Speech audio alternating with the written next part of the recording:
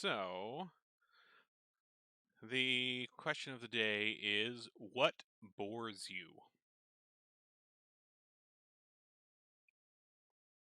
An interesting question.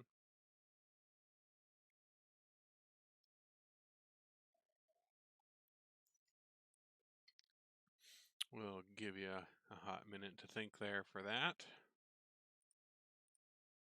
Trying to have a conversation with Mix.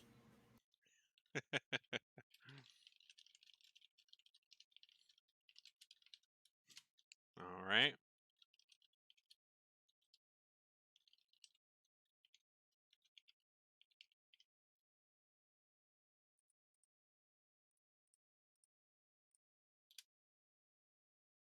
For Tour Day, it'd be anybody talking about laws and making of laws or enforcing laws.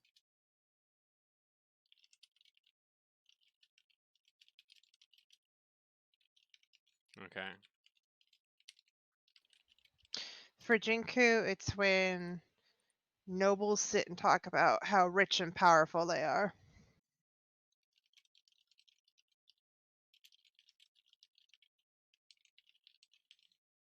Okay. And Zara? For Zyara, probably in the same vein would be uh like listening to the quote unquote plights of noble people. First road problems. All right. Sounds good. So, with that out of the way, anybody want to give us a quick recap of what you got up to last time?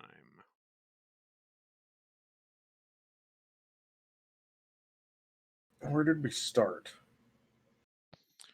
Well, you had started by you got a letter, and then you split up for a little bit to investigate the letter and investigate the house. That's right. We went and talked to. Oh, I did take really good notes too that time. We went and talked to Crazy Chick, Kalain. Mm-hmm. She gave us some stuff from Raynar's dad. Got a box of shit from her. Um, some information about like the vault and some other stuff from Dagult. And then we were watching that family's house Mm-hmm. for a while. Seemed like some other people were watching it, and then they seem to be getting beat up or butchered or something right now. And we were about to investigate a little further. Yes. Yeah. So yeah, where we left off. Let me get a map up here for y'all.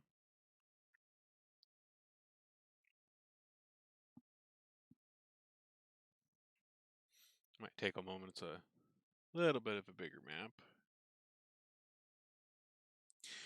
So yeah, where we left off, you'd all kind of gotten, down from your various places where you'd been watching on the roof and on the street nearby, and there was this group in black that had rushed up to this back pantry door, slit the throat of the guard that was sitting out there, busted in, and now there's been some screaming and turmoil going on inside the house for a little bit. I'm gonna assume that since Sarah had the other sending stone, you probably called her and she's come here by this point. So it's probably been a few minutes because it's not too far away. But we'll say that Zara is with all of you now. She came running quickly over from the manor. And so you all find yourselves, just outside of the Gralhund villa here, kind of up against the wall. And the stairs leading up into the back pantry. There's the guard, kind of splayed on the upper part of the stairs there from where this group in black had attacked him. And the door at the top of the stairs appears to be ajar.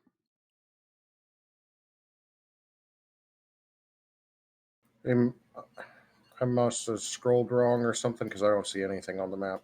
Me too. It's Okay. way at the very bottom. Oh, I needed to move the map, actually. Yeah, like the only thing that's uncovered right now is like the very bottom middle part where you're Perfect. And those are the stairs, like on the western side there. Those are the stairs that lead up to that door we heard stuff coming from. Yeah. So yeah, I drew in those stairs there, kind of roughly there for you. But yeah, those are the Perfect. stairs that are going up to that back door area. Very professional drawing. Yeah, I know. I really wish the drawing tools were a little better than just one color, tiny thin pencil. I wish I could see your drawing. It's still not loading for me. You gotta like actually pick the map up and move it. It's I've tried there. that. It's your fault. Maybe. Well, Well, maybe it'll be guys, easier to see once we uncover a few more rooms because it's right now a very thin little strip at the bottom. it sounds like it's getting busy in there fast. We should probably head in and see what's going on before too many people die.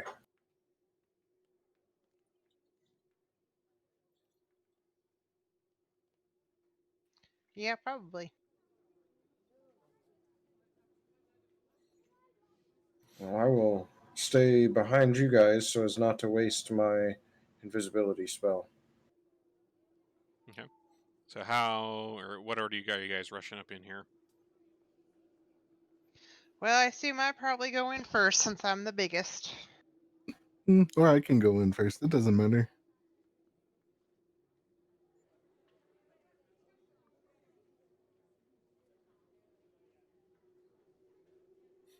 I'm All right. gonna let you go first, Torte. All right. So Torte leads up the stairs, Jinku behind, and Boo bringing up the rear. So you come up the stairs, and the door at the top is ajar. It seems like the lock that's on the door has been damaged somewhat in however it was that they forced this open. Like it's a pretty like as you kind of push it open a little more, you can see it's a pretty thick, kind of sturdy back door to this place. And when you get it open the whole way, gotta get back into mask mode here. There we go. So when you push it open the whole way, you find yourselves in a pantry here, and this pantry you can see is lined with quite a few shelves containing various foodstuffs and spices and folded tablecloths, jars of things, casks of water and wine. And you also see that kind of up against the southern wall, there's like some kind of lower tables with some things that were laid out. And kind of right up against two of those tables, there are two corpses lying on the ground in kind of regular, kind of plain clothes type getup.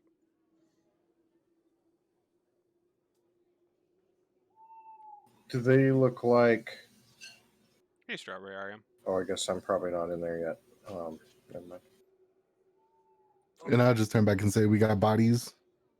Is the like blood fresh or is there markings? What's the Sure.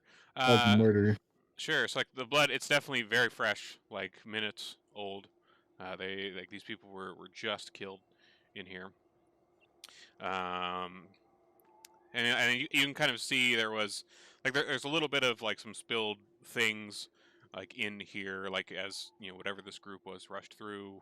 It seems there was some stuff that was knocked over, and probably in the process of killing these two people, like there were some plates of food on the table here that have been kind of disturbed, and some of them have been knocked onto the floor and kind of mixed in with the blood on the floor here. But yeah, they are very very freshly killed.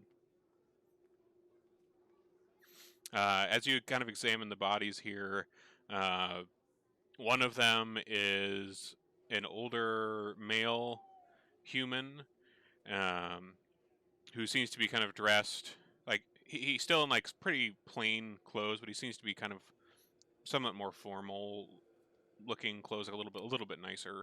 Not like crazy nice, but but still like somewhat formal attire.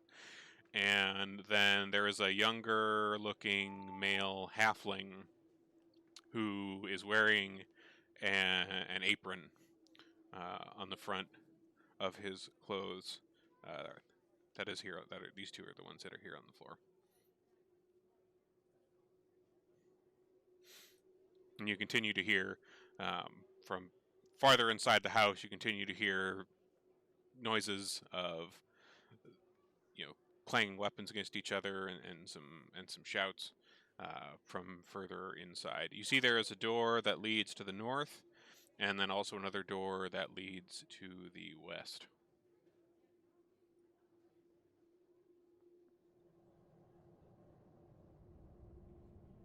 Keep moving towards the door. Okay. All right, heading to the west door. Yeah. Okay. So let me get that uncovered for you here.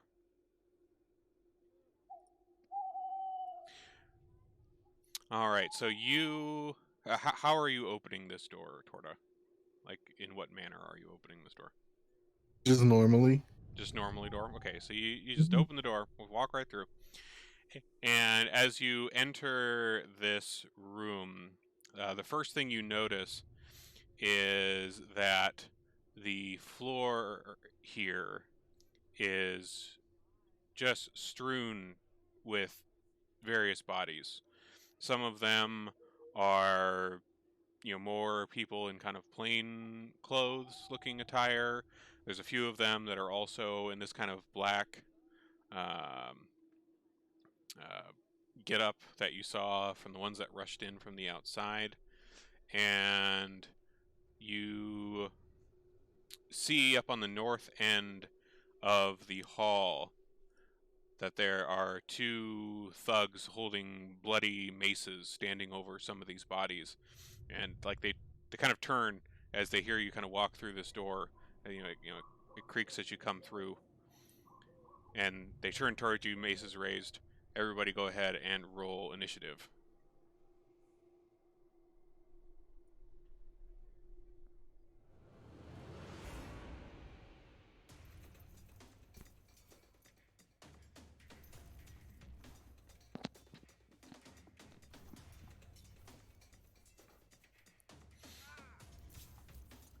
All right, so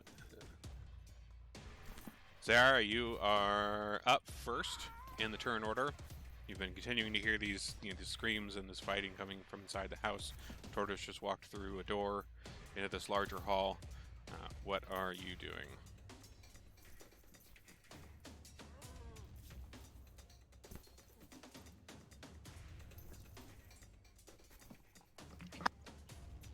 Okay.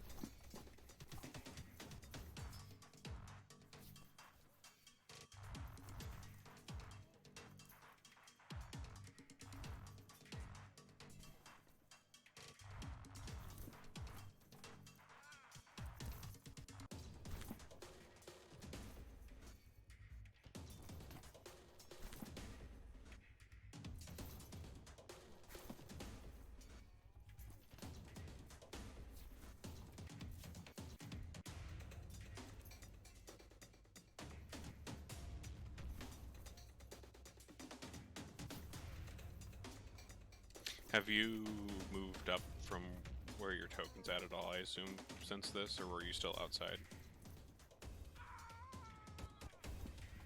Okay. I can't hear Zayara. I'm still outside. There you are.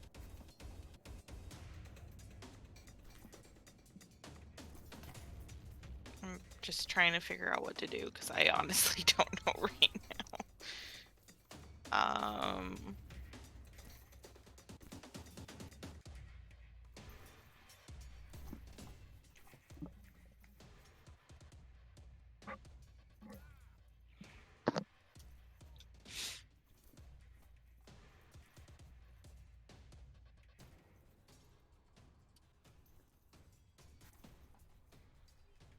You're all the way outside.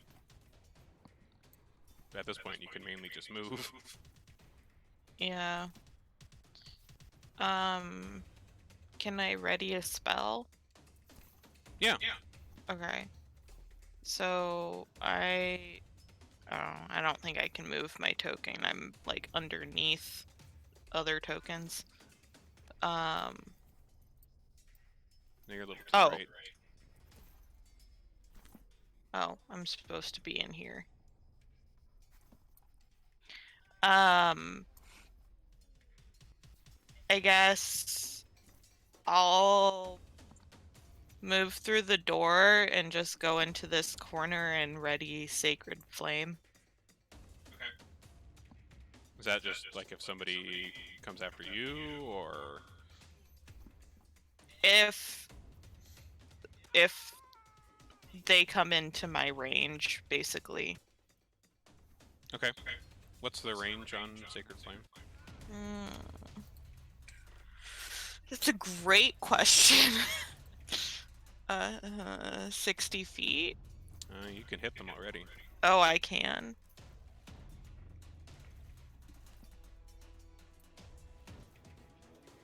Okay, well, I guess I'll target this one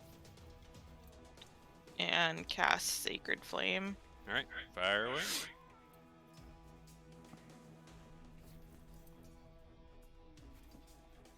All right, that takes hold. Go ahead and roll the damage on that Sacred Flame. Okay, so your Sacred Flame comes down on this thug, doing him a little bit of damage as this singes his skin, which brings us to that thug that you just attacked. So he, sees Torta here poking through the door, and you down here, Zayara, and he kind of moves around the table in this direction here, and hefts a crossbow and shoots back in your direction, Zayara, hitting you with that and dealing 1 damage to you with that crossbow bolt. This brings us to Boo. You are here in the pantry.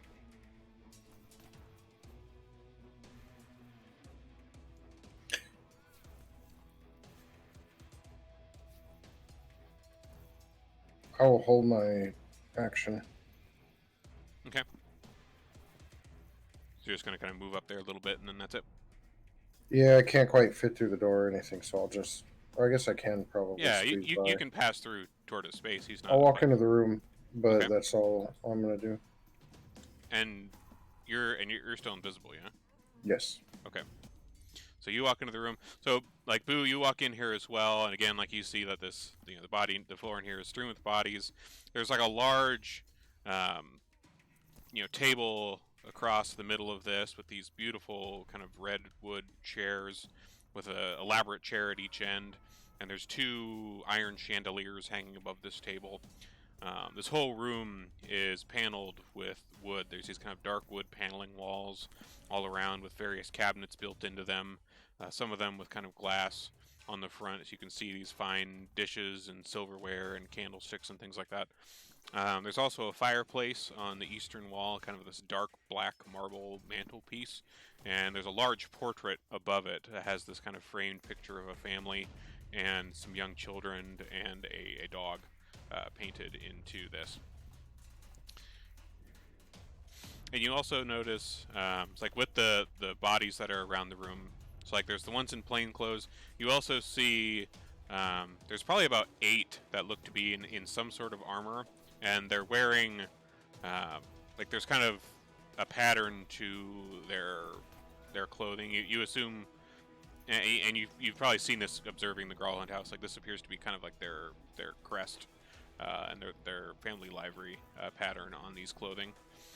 There's 8 of these guards among the bodies that are among here, and then 2 of them are the bodies of people that are in this black attire.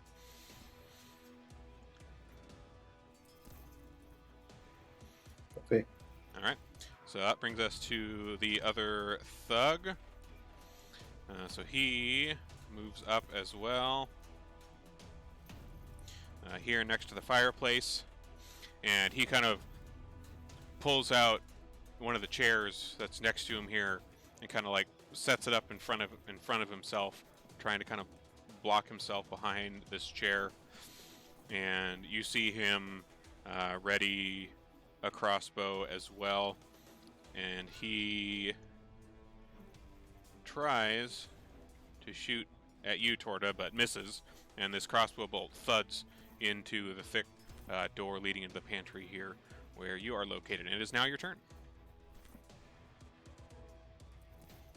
Alright, seeing that the dude's got the chair and he's lined up to shoot me, I'm just gonna standing leap and punch him in the face. Okay. And we're gonna activate the charm poison, so he has to save DC 12. Okay. Let's see. DC 12 I think con? that's a wisdom. A wisdom, okay. Yeah, for the charm one. Alright, he manages to save on that. But how much damage does your strike do? Oh, it's not built. I have no clue. Oh, Unarmed strike is a D4. a D4. Okay. Go ahead and roll me a D4 then for that. Crap, totally forgot I hadn't built those up yet. Yeah, I don't know. Is it plus strength modifier or? Let me look it up real quick. Let's see. Unarmed strike is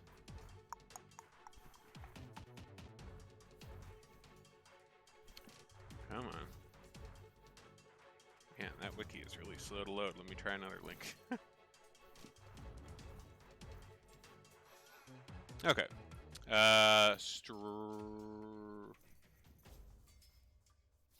Yeah, plus strength.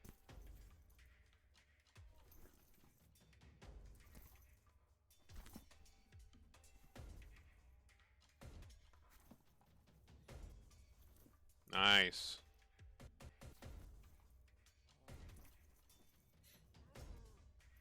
All right, so that, let me apply that damage to him here. 8. Nice. So yeah, so you come leaping through the air, fists outstretched, give this guy a couple good pummels in the face here, and then you kind of land. You almost kind of land like perched on the chair right in front of him, because he's like when he turned the chair to like point in front of himself, the seat was facing to the south, and so you're kind of standing on this chair like directly in front of him after you let out these strikes here. Anything else, Torta? That's it. Okay. All right. What's Mix up to? Step into the room and cast Eldritch Blast at this one. Okay. Across the table. Fire away. All right, so Mix lets out this Eldritch Blast, and it crackles across the table here. Unfortunately, this thug ducks out of the way, and this kind of crackles into one of the cabinets on the backside, kind of scarring the dark wood of this cabinet here. Anything else? No, that's it. Okay, dope. Jinku. Okay, so I'm gonna come into the room. I wanna like jump over the table at this guy and Nice. attack with my flail. Okay. Do an acrobatics check for me here as you try to leap over this table. All right. Inspiring everybody to be froggy. it just looked so cool. Dead. So Jinku, you manage a nice flying leap over the table as well, with a bit more oomph to you maybe than Torta has, and come landing down on this guy with your flail, striking him successfully for a good 9 damage. Very nice. Anything else, Jinku? Nope. Okie doke. That brings us to Boo, up at the top of the order again.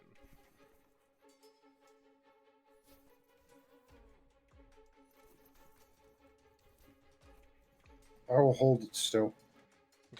Still staying in the same spot? Yep. Okie doke.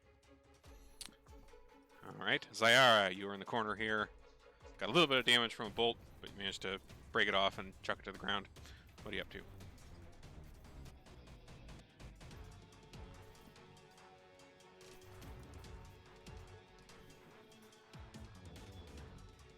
Can everybody else hear her? I'm probably going to just do my sacred flame again on the same dude. Okay, drop it. All right, these guys seem to not be very dexterous. So this takes hold again, and you do a good 8 damage this time with your Sacred Flame. And this thug is looking a little crispy on one side. That did a good bit of burn damage to him here. Anything else? Nope. Okay. All right. So Zentrum Thug, he tries to take a swing at you here, Jinku, since you landed right in front of his face. So this mace that's already kind of bloodied and already kind of has a bit of a mess on it from the earlier actions he's taken in this room here. He swings this down at you, Jinku, and misses entirely. Which brings us to you, Jinku. This mace comes whizzing past you here. What do you do in response? I'm gonna laugh at that pathetic display of an attack, and then I'm gonna attack with my flail. All right. Ugh. I was laughing too hard. Your flail comes whooshing down, and he manages to duck out of the way as well. All right, Zentrum Thug 2. He's got Torta right up in his face here on this chair. And since you're kind of blocking the way of his crossbow here, he brings out his bloody mace as well and tries to strike at you, Torta, here from behind the chair. We'll say here. And he misses. A little bit awkward trying to strike over this kind of fine, nice chair. It's got a decently high back. Low enough you can still see him over it. But it's kind of a little awkward kind of trying to reach around and swipe at you with this thing. And he misses. Mix, what are you up to? Same thing as last time. Another Eldritch Blast. Alright. Another Alright, that miss. again zips past, fucking up some more of this nice wooden paneling on the wall. And Torta, you are perched on a chair. We're gonna use the chair for momentum and flip behind this guy. Very nice. Stylish. Cool. And double unarmed attack. Okay. Go ahead and roll those. Sweet. One of those hits. Go ahead and roll your 4+ strength on that guy. Very nice. Alright, let me apply that damage here. Alright, so you land behind this guy and you hear him kind of gasp in surprise as you do this kind of graceful leap over the top of him. And you give him a nice little 1-2 up in his back. First one connects, second one kind of misses. The first one kind of knocked him off balance and kind of missed your fist a bit, but you did a good strike into him, and you hear kind of a grunt out of him as you kind of hit him kind of nicely in the kidneys on the back. Anything else, Torta? Nope, that's it. All right. So Zentrum Thug 2, you come get behind him and give him a good old kidney punch here. He turns around to you, Torta, and tries to take another smack at you with his mace. He swings at you twice with this, failing both times. Kidney punches hurt, man. He did not fare with that too well. Zentrum Thug 1 here. He kind of shakes himself a bit, trying to kind of reorient himself, and he tries to strike at you twice with his mace as well, Jinku. Hitting you twice.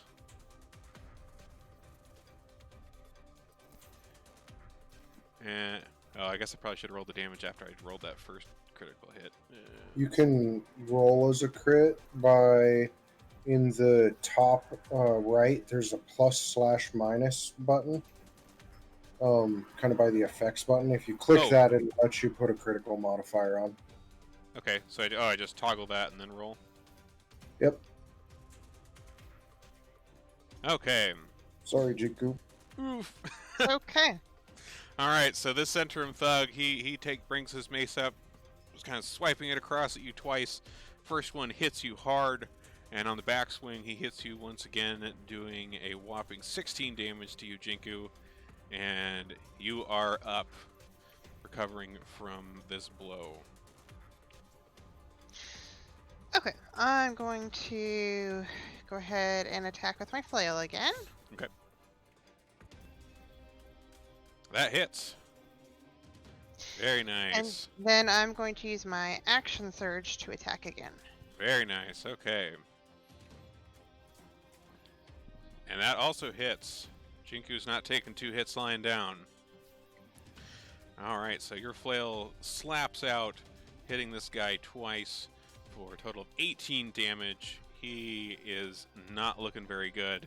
His flail is kind of torn these pretty decent chunks like through his torso. He's bleeding pretty heavily here. Oops, Mix. Oop, I already hit your turn. Hey, Mix, what's he up to? Mix will do another Eldritch Blast. Okay. Alright, Mix strikes with this Eldritch Blast. Doesn't manage to complete the artwork he was doing on the wooden panels on the wall, but he does complete some artwork on this Zentrum Thug here. Roll that damage. Very nice. So this Eldritch Blast crackles through this Thug, and he falls backwards onto the ground with kind of a whimper in front of you, Jinku, here. Anything else from Mix? Nope, that's it. All right. Boo, what are you up to? Just watching. They Join the look show. like they have it handled. Eating some popcorn. Yep. All right. Zara.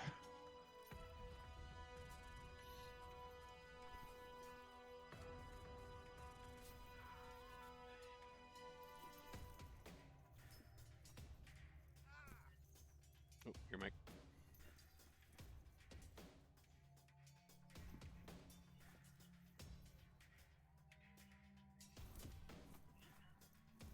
Sure. Alright, he unfortunately manages to save against your Sacred Flame cast here, and that does not take hold.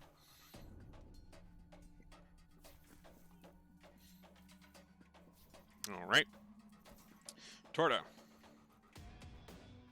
Gonna kind of croak in this guy's face.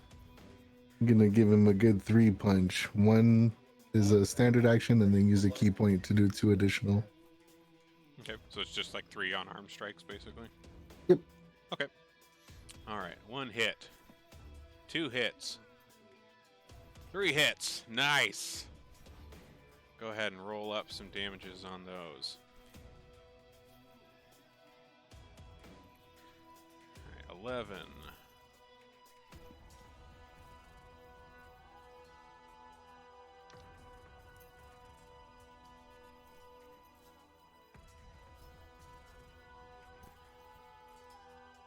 I don't know Oh. if strength modifier counts for each hit. That's a good question. If it does, wow, that's really OP. Let me see. Monks get nasty fast. Yeah. Do you remember if bending applies on his unarmed strikes? Because that would be an additional 12 damage. Yeah. I don't know. I could look. Yeah, I'm I checking was here looking too. too. I don't see for sure if it affects or not. Multiple I'll see how Dinding has his built here. strikes. Let's see here. Nice strike. I mean, it would make sense that you're doing more damage because you're expending your key points, your spell power. Yeah, that would make yeah. Go ahead. Yeah, we'll say that that's how it goes. That makes sense to me. Like I don't know why more punching, like you have your 1 punch with your strength and the other ones don't have your strength. Like that doesn't really make sense to me. So yeah, go ahead and roll those if you're. It'd be an additional 12 damage on top of that. Okay, well, if it's additional 12 damage, like you punch once, twice, and you can see this guy is like kind of starting to collapse to the ground. His eyes are kind of rolling back in his head, and you punch him once more, and he kind of smacks backwards into this chair that was still right behind him, and then kind of slumps to the ground in front of that chair. So these guys are both taken out, and you guys find yourself in kind of a grisly scene in this what appears to be kind of a large, kind of great hall in the middle of this villa.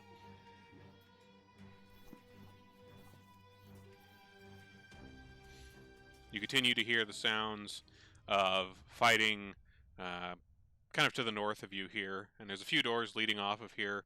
There's a door, 2 doors to your west, and you can see there's kind of an opening up on the northern side. There's another door on the eastern side at the very corner, and then there's 2 sets of double doors on the north side as well. A lot of doors to pick from.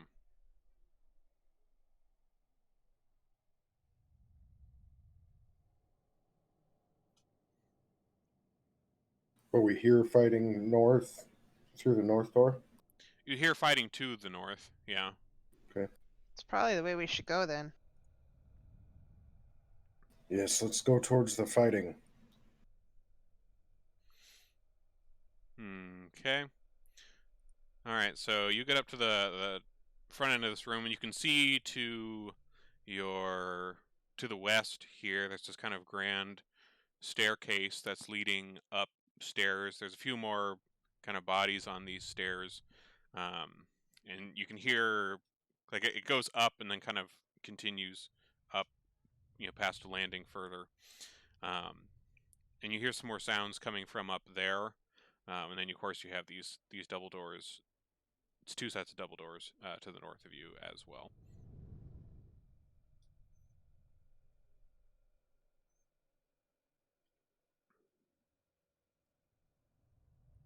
You pop up and open this door to the west first. Okay. Or All right. east, I'm sorry. You're good. You're good. You're good. All right. So, Torta, you open up the door to the east here, and peering inside, this looks to be some sort of a laundry room of sorts. You can see it contains various scrub buckets, wash basins. There's some shelves with looks like soap, mops, some chamber pots. In here, there is a corpse as well. Looks like a middle-aged female human. Her body is kind of actually just inside the door here, kind of leading up the stairs. Like as you're opening the door, it kind of bumps into her corpse on the ground. Looks like she was trying to run upstairs when she was killed. Do you investigate anything in here or her at all? Nope. I shut the door behind me. Okay. All right. Anybody else checking anything out? I'm gonna check out this door right here where I moved to. Okay. Let me see here. So you open this door, and like this door is actually already slightly open, Jinku, when you push on it here. And this door looks to lead out into kind of the main exterior area of the villa. So you can see there's kind of a path that leads to the north, and right at the edge, like where it leads to the wall, there's a set of iron gates that you guys had seen on the opposite side of the villa as you guys were scoping the place out. And the footpath also looks to turn off to the right across into the larger part of the yard as well. Okay, I'm gonna move over to this other set of doors. Okay, and you're trying to open these ones too? Yep. Sure. All right, so Jinku, you open up these other doors here. And let me get that uncovered here. All right, so you push open these northern doors, and you see what looks to be a library room. Like the room in here, it's again more of this kind of dark, ornate wood paneling that you've seen out in the Great Hall as well. There's these tall bookshelves that are packed with books. The sliding wooden ladders mounted on rails on some of them. In the corner stands a lectern with a closed leather-bound book resting on it, and there's a couple padded chairs facing a large fireplace. One of them looks to have kind of like a wolf skin draped over it. There's also another door to your west as well, immediately here. Yeah, I want to look through that door. Okay. All right. So you try this door, and this door is locked. And try to force it open with my bulk. Okay. Give me a strength check.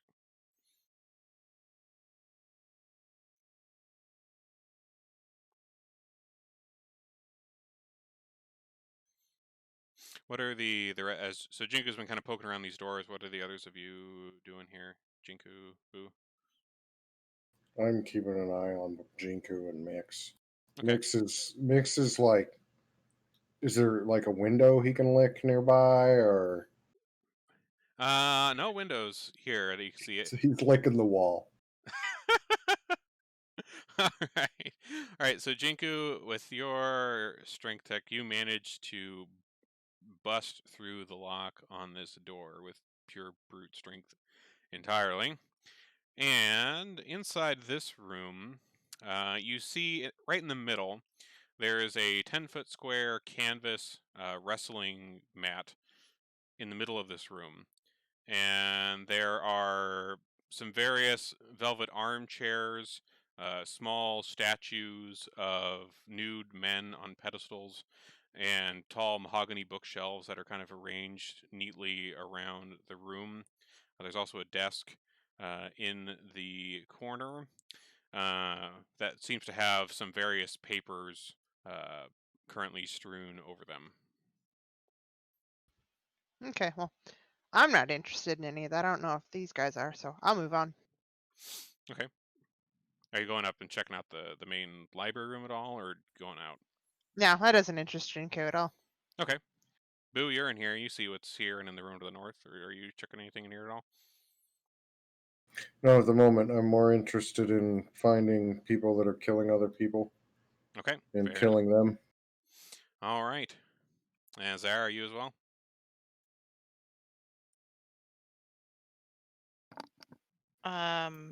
I'm kind of just following suit Okay. to what the group is doing. Okie doke. So are you guys gonna go head up the stairs then?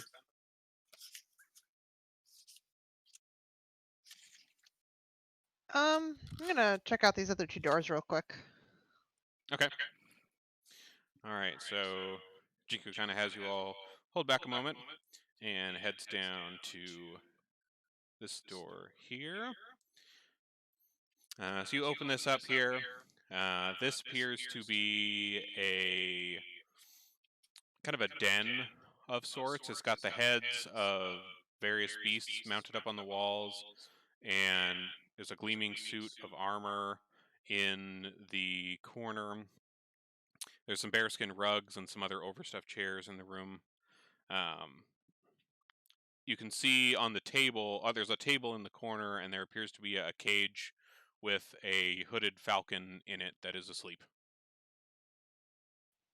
Okay, move on to the next one. Okay. All right. This room appears to be a parlor. This room is fairly comfortably furnished. There's a few dainty chairs, a chaise lounge, wine cabinet, some framed paintings of what you assume are probably various family members. There are a few more corpses in here. There's two guards uh, whose corpses lie on top of some of the blood-soaked rugs. They're again kind of wearing that kind of livery of what you assume is the Gralhan family design on their clothing. Okay, well, then I'm gonna move on. I want to go upstairs. Okay. So let me get that up here.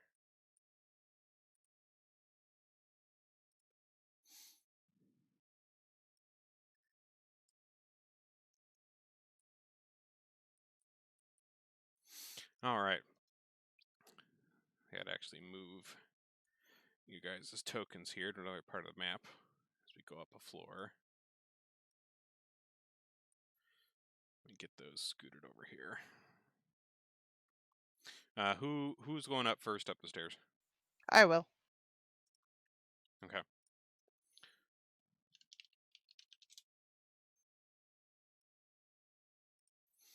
All right. Let me grab your token here.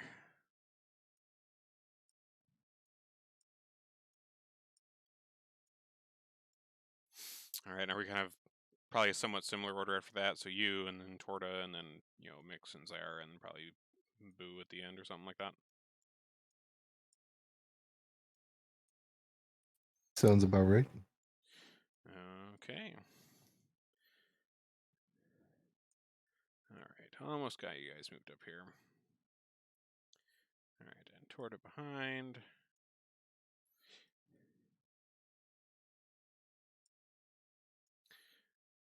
All right, so if you, on that same map, if you kind of scroll up a ways on there, there should be another room that you can now see where the stairs are opening onto up at the top.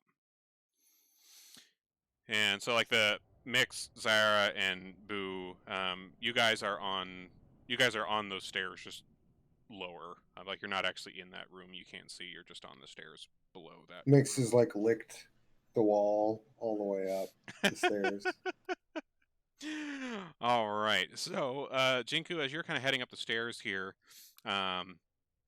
there seems to be a lot going on up here right now. There's a fight kind of breaking out, or not breaking out, a fight in progress here between some of these thugs and some of these guards. There's more dead bodies of these thugs and guards that are on the floor. Let's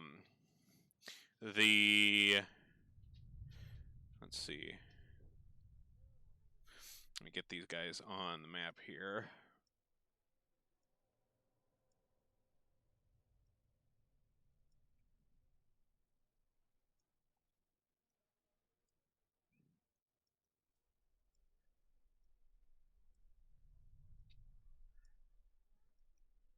There we go.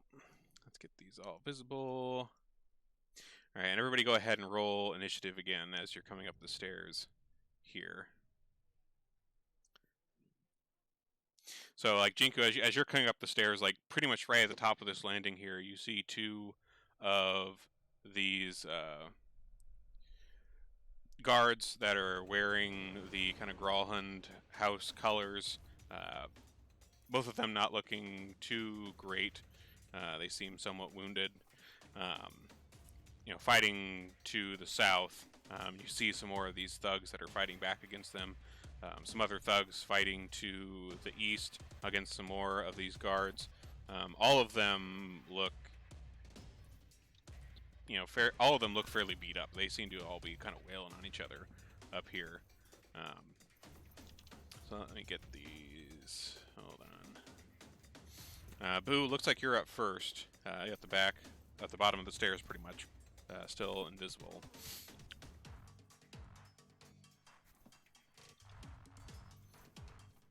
What are you up to? I'm a wizard. I'm gonna move up to the top of the stairs and cast fireball. Just kidding. I don't have that yet. Damn, that would have been awesome.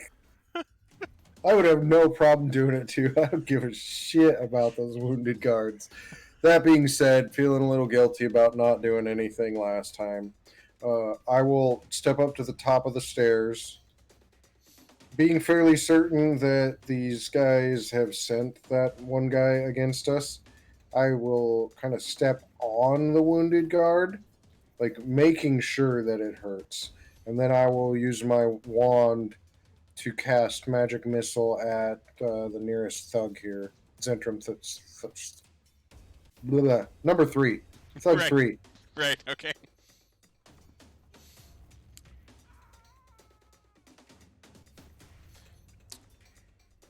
All right.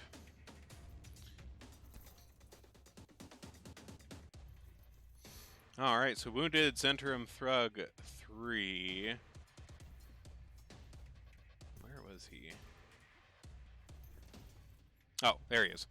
Yeah, so wounded Zentrum Thug 3 was not looking too hot already, because he was kind of in the middle of all of these guards on both sides, it seems.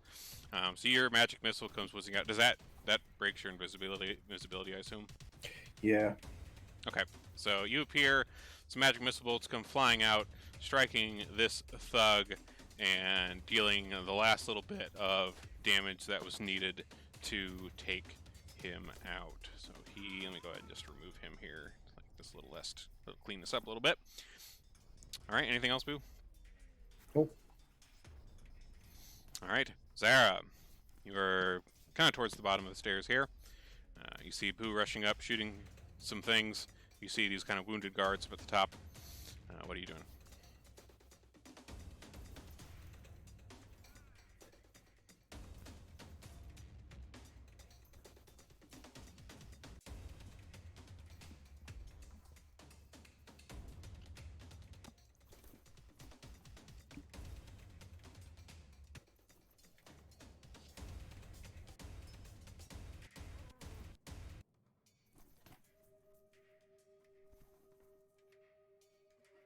I think I'm going to stay on the stairs just because it's a smaller space. Okay. If I move like right here, am I able to still like cast on the Zentrum, or is the banister too tall? The top here is more of a low wall, so you aren't able to see them from where you're at. You can see the two guards. That's it. Okay. I think for now I'm just going to prepare Sacred Flame, and if someone attacks me, I'll attack back. Okay. Jinku. I'm gonna push past this wounded guard and over to Thug 4 and hit him with my flail. Okay. As you're pushing past them here, like this guard, like he seems surprised, but also somewhat grateful. But he's like, "Who the hell are you?" And you kind of push past him here. Don't worry about who I am. Here to smash. So you come up, swinging your flail at this Centrum thug here, and unfortunately miss. I can't attack and have conversations with strangers at the same time. Alright, what's Mick's doing? Tongue still out, walks along the wall, licks the wall the whole way up. At least it's clean. Do the snozberries taste like snozberries? Alright, does he cast anything up here or just heading up the stairs? Oh yeah, we're gonna Eldritch Blast. Okay. Alright, so this Eldritch Blast crackles out around the edge of this stair here and hits this thug, doing a little bit of damage here. You see him, he's looking pretty wounded here. Let's see, that was what, number 1? Yeah, he's not looking too great. Kind of one of his like pant legs kind of caught in this kind of eldritch fire a bit when that struck. Anything else? I think that should be 1 damage. Yeah. I'm gonna double check this spell, but as far as I know, Eldritch Blast shouldn't have a modifier of +6 on it, so that should be 1 damage. All right.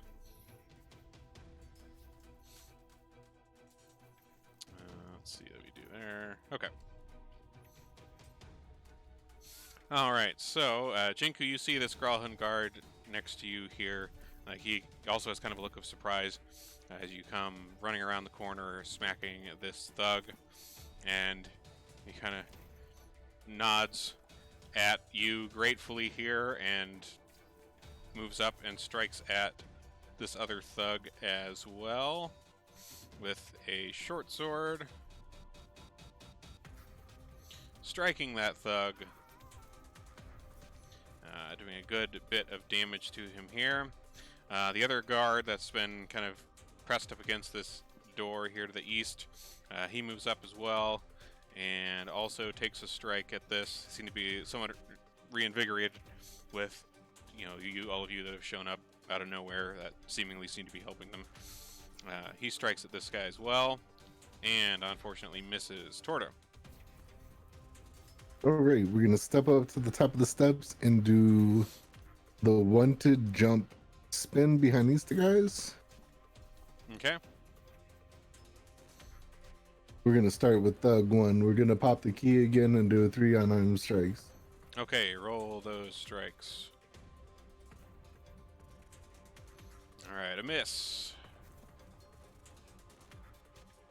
And a miss. And a strike. You finally managed to get one in on the last hit. We're gonna pop him with some poison, and it has no effect. Alright. Let's see, it looks like... Oh, it looks like you already got the damage there. Sweet. Alright. That brings us to Gralhungard 4. Mix just ran up behind him, let some Eldritch Blast out. Boo, you kind of appeared out of nowhere, sending some bolts between his legs.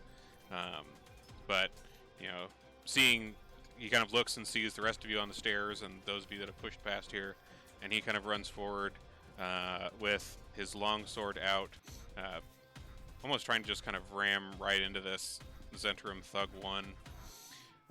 He kind of yells in the process, "For the Grolhorns!" And hits. Dealing quite a good bit of damage to this Zentrum Thug. He's kind of speared him through the torso a bit. This Thug is not looking too great. He kind of lets out this kind of wheeze as this punctures into him here. Wounded Zentrum Thug 4 kind of strikes back at you, Jinku, with his mace, swinging twice, hitting once, hitting twice, another critical hit. Ouchies. Alright, so there's one.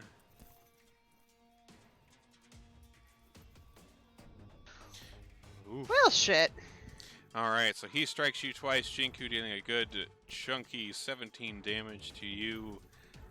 You are looking a little worse for wear there with that. Gralhungard 1, seeing his compatriot charge forward in the name of the Gralhund family, he also runs forward, longsword out, and strikes at Zentrum Thug 1. Striking him, dealing 10 damage. This Thug that was in front of you, Torta, here, drops to the ground, and he is out. Let's get rid of him. Oh, that's his turn that's up next, but he is dead. He does not get a turn anymore. Which brings us to Thug 2. He turns to you, Torta. Mace out, striking at you twice. Hitting once, missing once. Which brings us back to the top of the order with Boo. Hey there, Devos. Good to see you tonight. Thanks for stopping by. I will cast Toll of the Dead on that one next to Torta. Okay. Go ahead and roll that Toll of the Dead.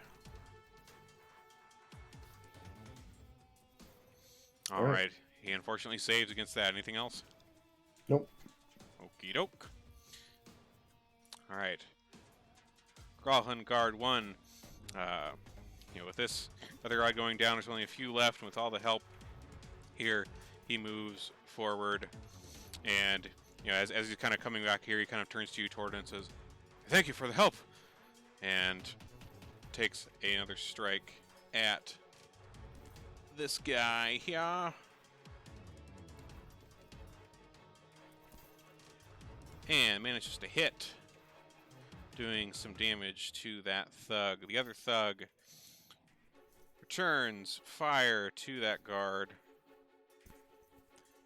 Oh, on target, Torta. There we go. Striking at him twice and missing both times, Zara.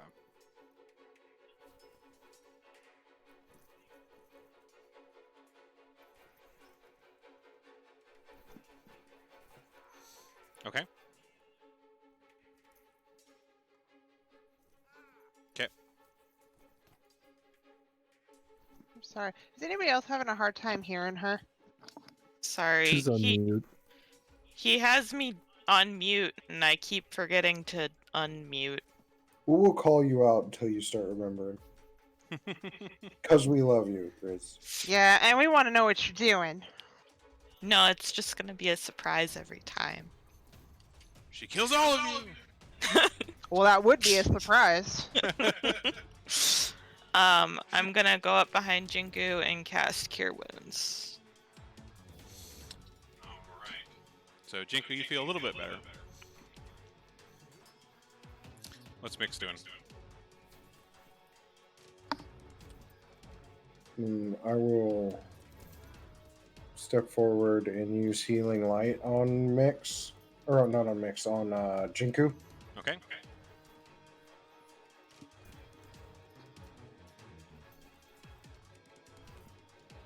Which will heal her for 8. You'll have to do that manually. Okay, I'll do that. And then I will use Cure Wounds on Jinku at 2nd level. Oh, nice. Wait, yeah, I can do that because one's a Warlock thing and it's a bonus action, and then the Cure Wounds is an action. Nice. That's handy.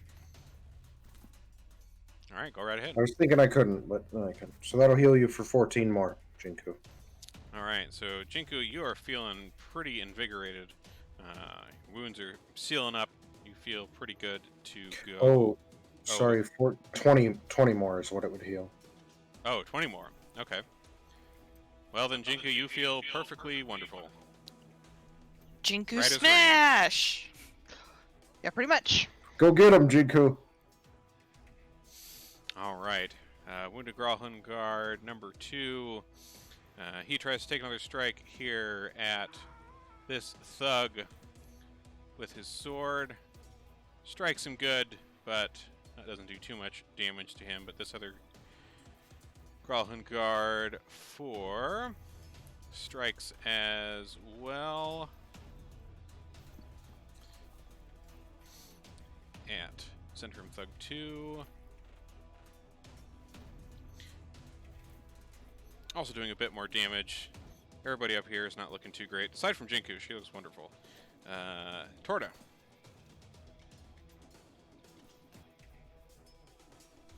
We're gonna turn and attack the thug that was behind me. Oh, you dope. That hits. Alright, so your unarmed strike strikes into the side of this guy. He was facing those other guards that were wailing on him here. And, you know, just bashes the air out of his lungs, and he kind of falls sideways to the ground. Which brings us to Jinku.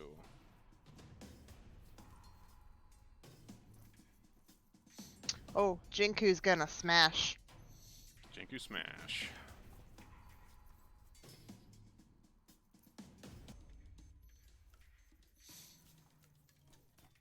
Alright, so you bring your flail down on this Centrum Thug here, kind of raking across his face, doing a good bit of damage here. It doesn't quite go down, but he is kind of gasping for breath at this point. Wounded Gralhund Guard 3 takes another strike with his sword, unfortunately misses. The thug, having just been smacked by you, Jinku,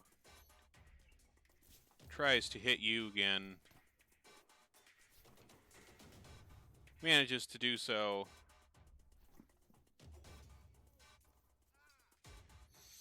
And that brings us back to the guards at the top. Gralhund Guard 1 runs over. Strikes at this thug. Hits. And manages to crumple this last thug to the ground. Alright, so you find yourself standing at the top of these stairs here with these Gralhund guards. You still, you know, with these ones that have dropped to the ground, hold on, let me double check here real quick. They kind of, you know, survey the situation, and they kind of turn to you and say, who the devil are you? We still hear any other fighting going on? You do hear some what appears to be some kind of bashing noises to the south of you. Like one of the Gralhan guards here, he tries to. Let me see here. 1 second.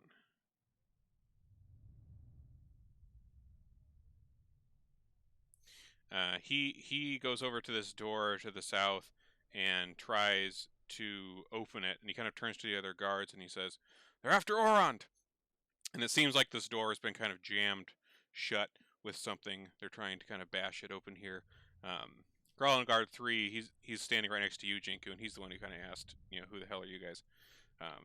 He appears grateful, but still kind of confused as to why these random strangers seem to show up in the house out of nowhere amongst a bunch of other random strangers that just seem to have killed everyone. Well, I have no desire to give him an answer, but I'd be happy to try to help him break the door down. Okay. So Jinku, you just kind of turn away from the guy and leave his question hanging in the air, and we're just like running out the door here. Yeah. All right. Well, give me a strength check as you try to bash into that here.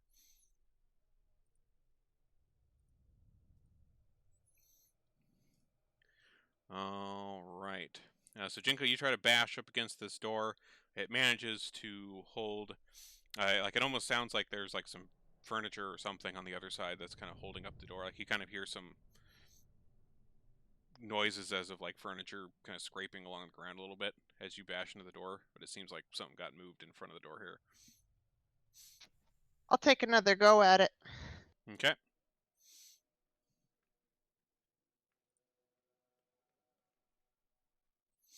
All right. So you take another smash at this door.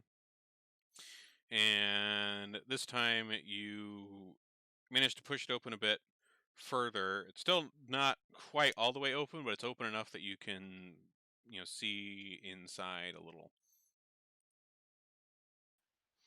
You guys care to help me finish opening this? Of course, I'll run up and drop kick it.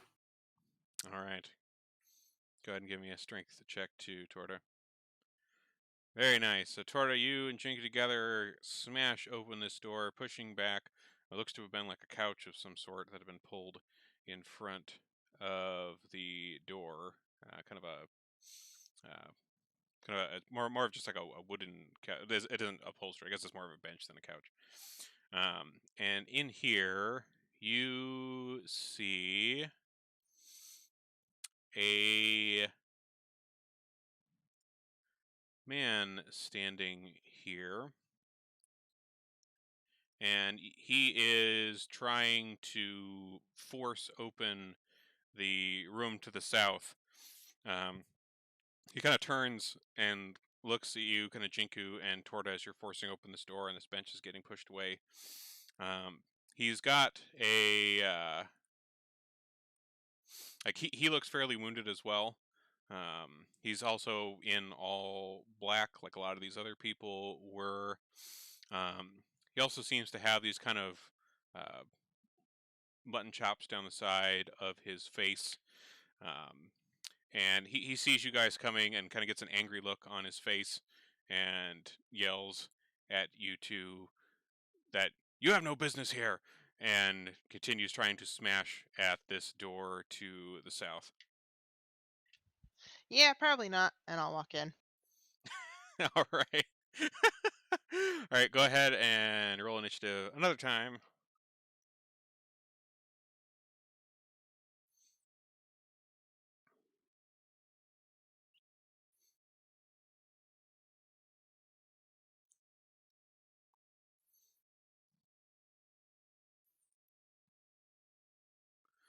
All right.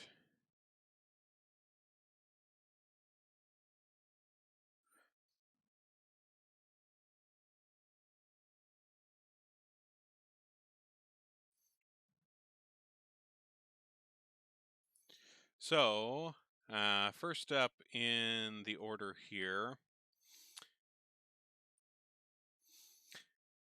this man, he. Let's see here.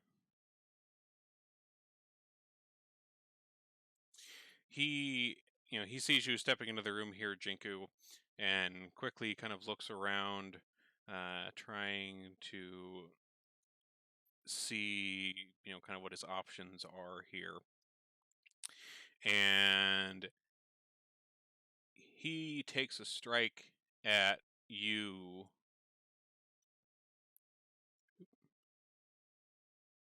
Uh-oh, Fantasy Grounds. Oh, nope. Okay, we're back.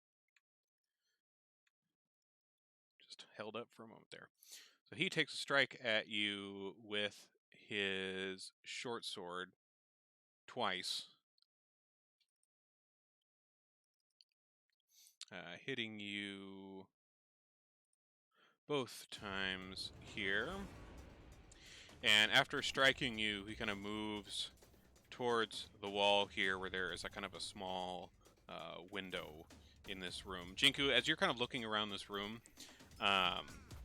this appears to be a bathroom of sorts. There's a curtain across the room just to your east that's been pulled back. It's currently open. And there's kind of a nice clawfoot bathtub against the eastern wall. And this guy seems to be kind of making his way over to this window here, seeing what he can do. You see him trying to fiddle with it here. Mix is out in the hall.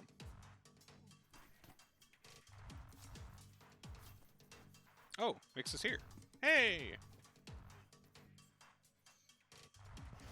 Yep, just arrived. Sorry, guys. No worries, man. Let me get your character sheet up for you here. Okay, should be able to see your character sheet now. So, to catch you up a little bit where we're at. So you guys have been rushed to the Growlwood Villa, fought some things on the first floor, camped to the second floor. There's a fight going on between the guards that seem to serve the Growlhund family and these thugs that had rushed into the house. You just managed to kill a group of these thugs that were fighting these guards on this kind of upper foyer of this stairway here.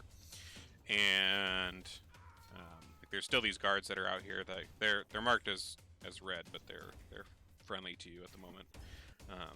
And Jinku and Torta just busted open the door to the south here to find another man who is also trying to bust through a door to the further south.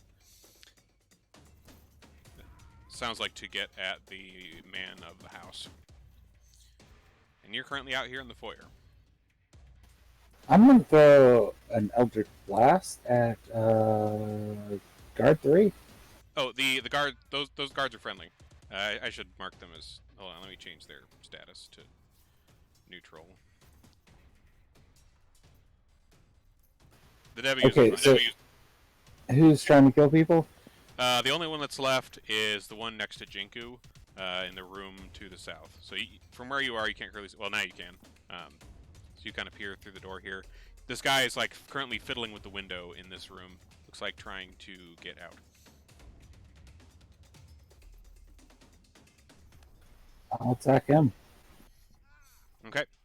Alright, so this Eldritch Blast crackles out from you, Mix, striking this guy in the back, and you see him kind of wince and flinch at this as this kind of strikes into the back of his shoulder. Anything else? Move to the side for the next person. Alright.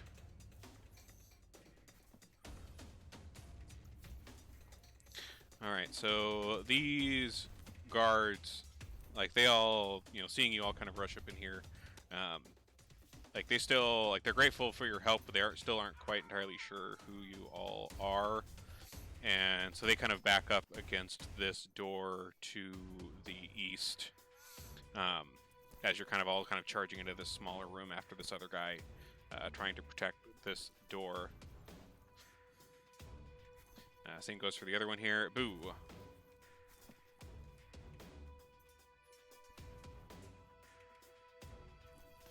I will kind of move down so I can see this guy. And I will use my wand to cast Magic Missile at him. Okay, fire away.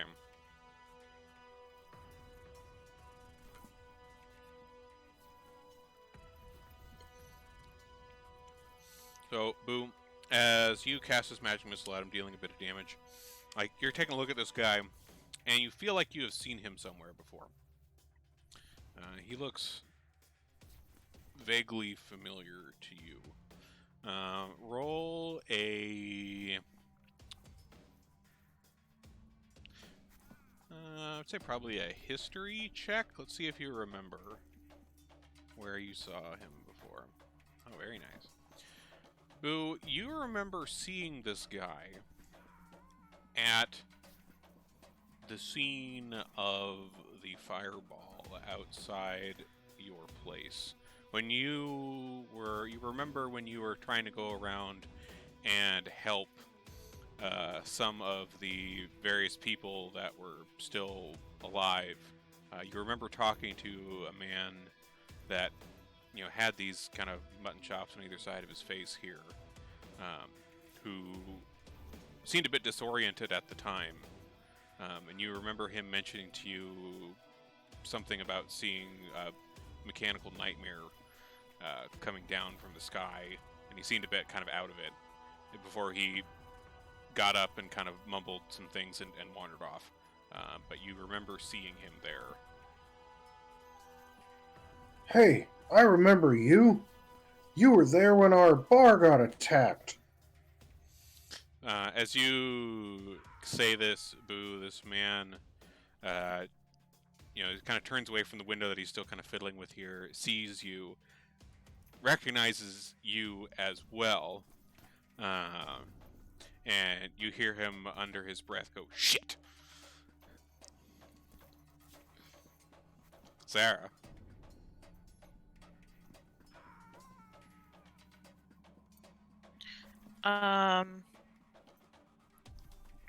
Is the door like open? Yeah, I'd say with Jinku and Tortoise combined smashing of it, they managed to bash it all the way open and push the bench out of the way, so it's open. Okay. So I'm gonna move just so I have better line of sight. Okay. And then I'm gonna target that dude. And let's see.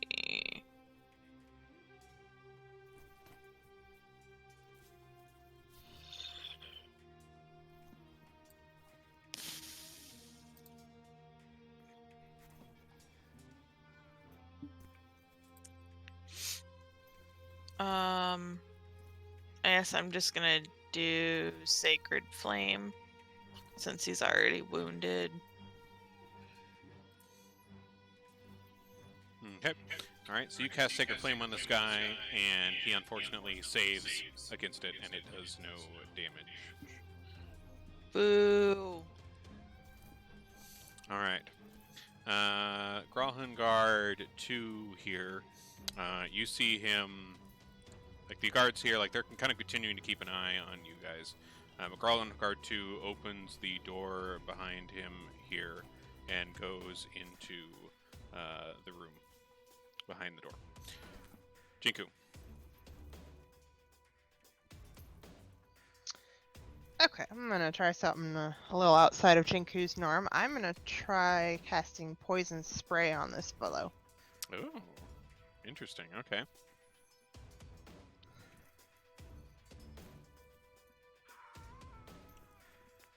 All right. He does not save against that poison spray. How does that look, you casting poison spray, Jinku? How are you spraying? Well, Jinku's not really good with her magic yet, so I imagine it's kind of messy. Just, it's not a pretty color. It's just like what you think a fart would look like. Is this like coming out of your hands? Are you shooting this out of your trunk? Like, Oh, it's coming out of my trunk for sure. wonderful. That's great.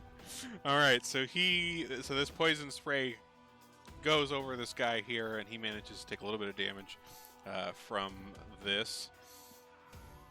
Sether Gralhungard, he also goes into the other room, and the other two remaining guards, they kind of post up outside the door. They still kind of have their weapons out, still kind of like nervously looking at you all just in case they need to do some more fighting. But keeping an eye on you all as you go after this other guy here.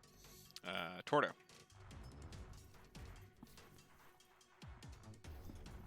Alright, so I'm going to kind of jump into the room Okay. and try to come between him and the window. That's a window he's trying to get out, right? Yeah, he's trying to get out of this window on this bathroom here. Yeah. Alright, and we're going to do 2 unarmed strikes, not to do damage, but to try to chime him. Okay. All right, and that was a wisdom save, yeah? I got it built with Oh, sick. quick help. Sick. Okay, awesome. All right, so the first time he manages to resist, the second time he does not. And that's just, what, like charm person that does, right? Yeah. Okay. All right. So I'm going to instruct him that we're friends and he needs to bind his hands for our safety. Okay. All right, so your charm takes hold on this guy, and here, let me actually get you.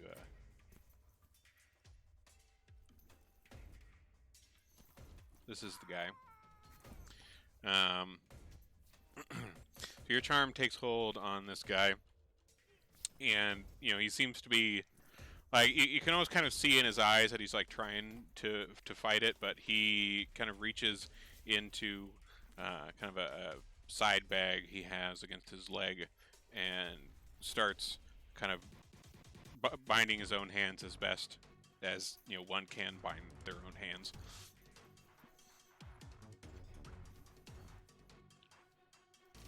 All right, now we can question him. Yeah, with that, he's out of combat. We're out of combat at the moment then, because he is currently not hostile thanks to that charm. So he tries. He's trying to bind his hands here as best he can. He's not doing a fantastic job. Are any of you step in and try to tighten those up at all? I'll help. Okay.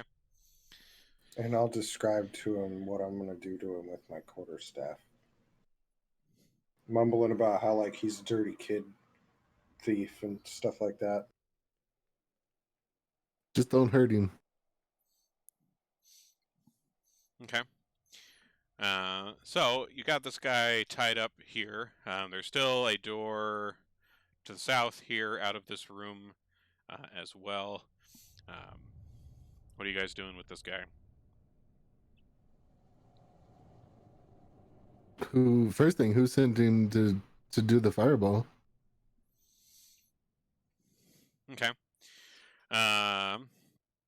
Well, you question this guy about the fireball, and he kind of looks at you with this question. He's like, "Fireball? We're here about that as well. That wasn't supposed to happen."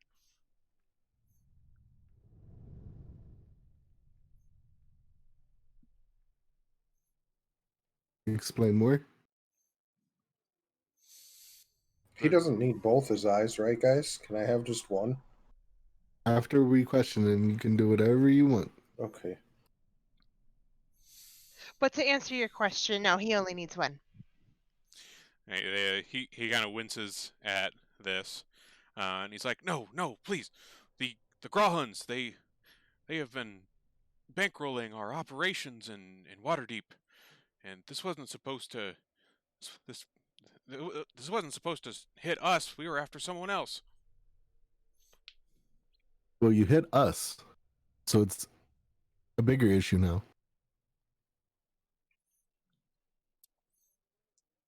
"I have no qualms with you. We were after the gnome."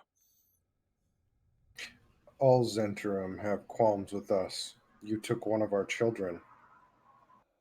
Took one of our took one. Oh. Well, then you're the Troll Skull group.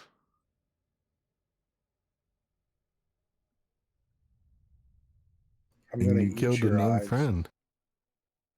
Sorry, Torta, go ahead. No, I'm just saying he killed a known friend, so of course we're gonna look into it. And yeah, you're probably gonna lose both eyes. So he like as you guys are kind of talking about the violence you're trying to do to him, you can see this almost kind of a confusion in his eyes, because like this charm person is like, he thinks you guys are his friends, but then you guys are also telling him all this terrible violence you're going to do to him, and it seems to be kind of giving him quite a bit of a confusion in his head right now. Some mixed messages are going on here, and so as you guys are kind of continuing to talk about this, he's like, "Well, what the hell do you want me to do about it? I'm here for the Grawhuns. They backstabbed us." The who and why do we care? The Grawhuns are the family we've been watching for a couple days. We think they're the ones that sent the nimble right. We're in their house right now. Yeah. Well, of course they're the ones that sent the Nimblewright. The Nimblewright was supposed to kill the gnome, not kill a bunch of us too. Well, he did get the gnome, and that's why. And then it hurt our friend, some of my friends and some of their friends, and now you're in trouble. So what do you mean it wasn't supposed to hit you? You were paid by them to do the fireball? No, we weren't paid to do the fireball. The Nimblewright did the fireball. We were after the stone that the gnome was carrying.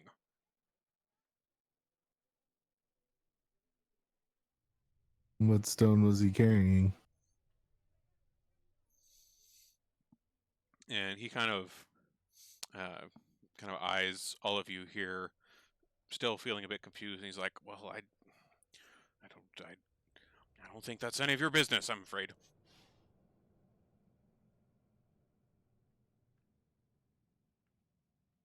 Are you sure? Are you trying to intimidate him, Boo? No, I'm just smoking a pipe and asking him. Well, you're smoking a pipe and asking me. He's like, "Yes, I'm sure." Whose business is it?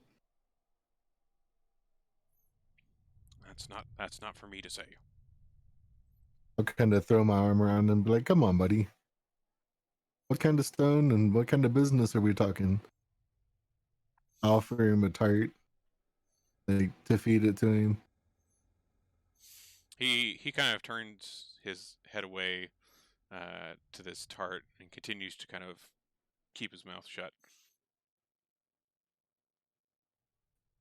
I mean, if we can't get any more information from him, Boo, go ahead and take his eyeballs. Is he gonna eat that tart? Oh no! Let me go first, please. Jinku, are you kind of like trying to move towards this guy here in an intimidation? No, I'm eyeing the tart that Torte's got. Oh, okay. Mix, are you? Oh yeah, Nix is moving towards him. Okay, go ahead and roll Look, go ahead and roll an Can I? intimidation check for me as you're kind of moving towards this guy.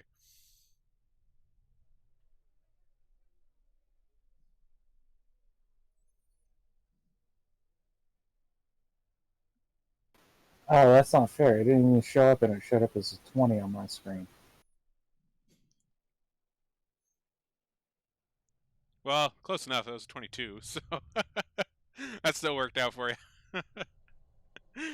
All right, so Mix, you're stepping up towards this guy with kind of a glint in your eye here, and he sees that you're serious about this this eyes business. He's like, okay. No, I don't want his eyes. I want his sausage.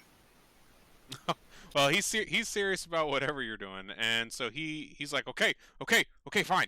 I'll tell you everything I know. So while this is happening, Jinku kind of slides up to Torte and says, "Hey, if he's not gonna eat that tart, can I have it?" I'll split it with you. Okay. All right, so he seems a little he seems a bit frightened at the look Mix has in his eyes, and he's like, "Okay, fine. The stone, the stone, the stone of Galore. It's an artifact. It's an ancient creature transformed into some kind of artifact stone. It knows where the vault is with the 500,000 dragons that Daggolt stole." Where is this stone? Well, the stone was on the gnome. Last we had tracked him, the gnome was set to deliver it to Raynar Neverember, I believe, and since the fireball went off, we think the Growlhan's Nimblewright probably took it, so it's probably somewhere in this house.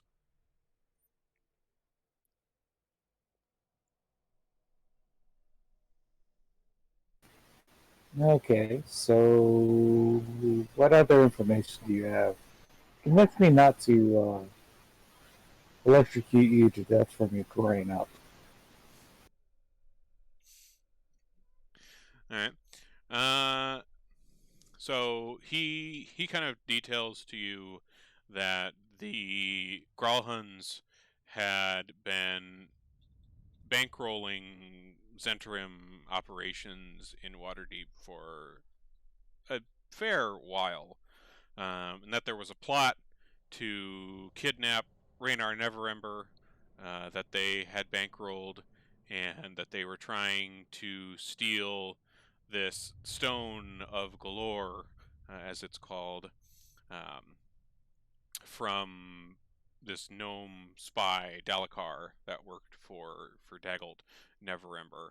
Um, he also mentions that uh, they had also found one of the eyes of the stone when they had captured Raynar, but there were still two more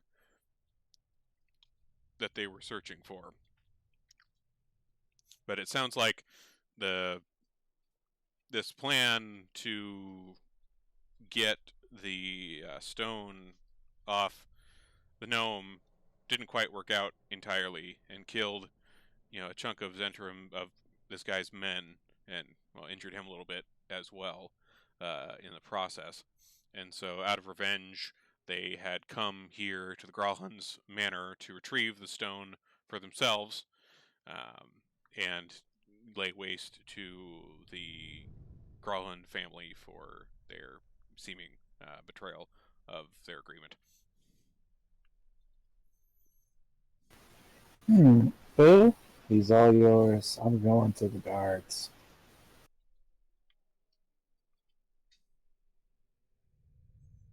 Pocket sand. I throw it in his eyes. All right.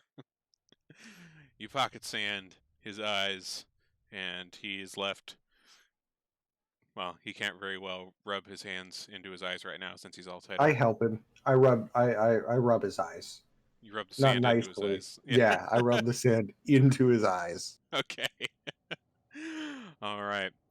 All right. And so he's like, you kind of leave him here still tied up in this room. Since we are pretty much at the halfway mark here, we'll take our break now and come back at like 9:50 or so and continue on with what else happens here in the mansion. So we'll see you back in 10 minutes. Sounds good. Cool.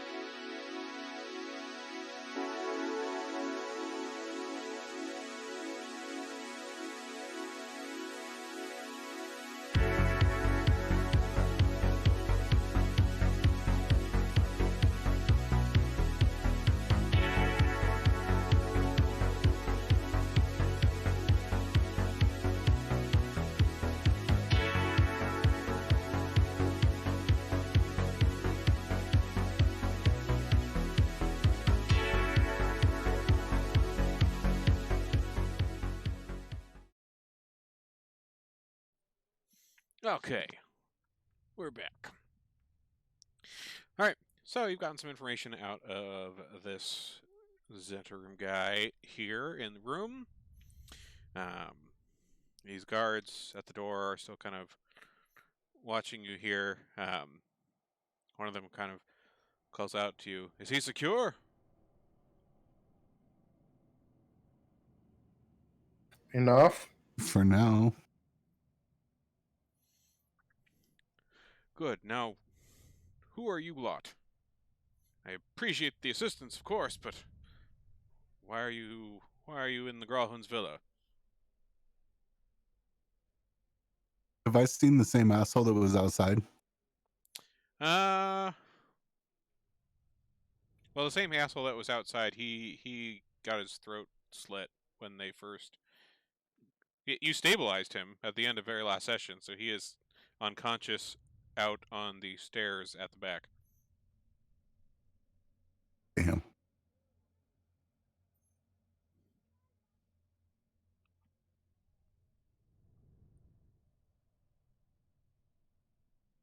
I just look at the others and shrug, like I'm not telling him anything.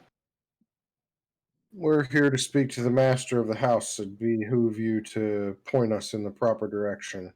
I guess it's probably through this door, and I'll try and give the door the guy was trying to get through a good swift kick. Okay. Go ahead and give me a strength check as you kick that door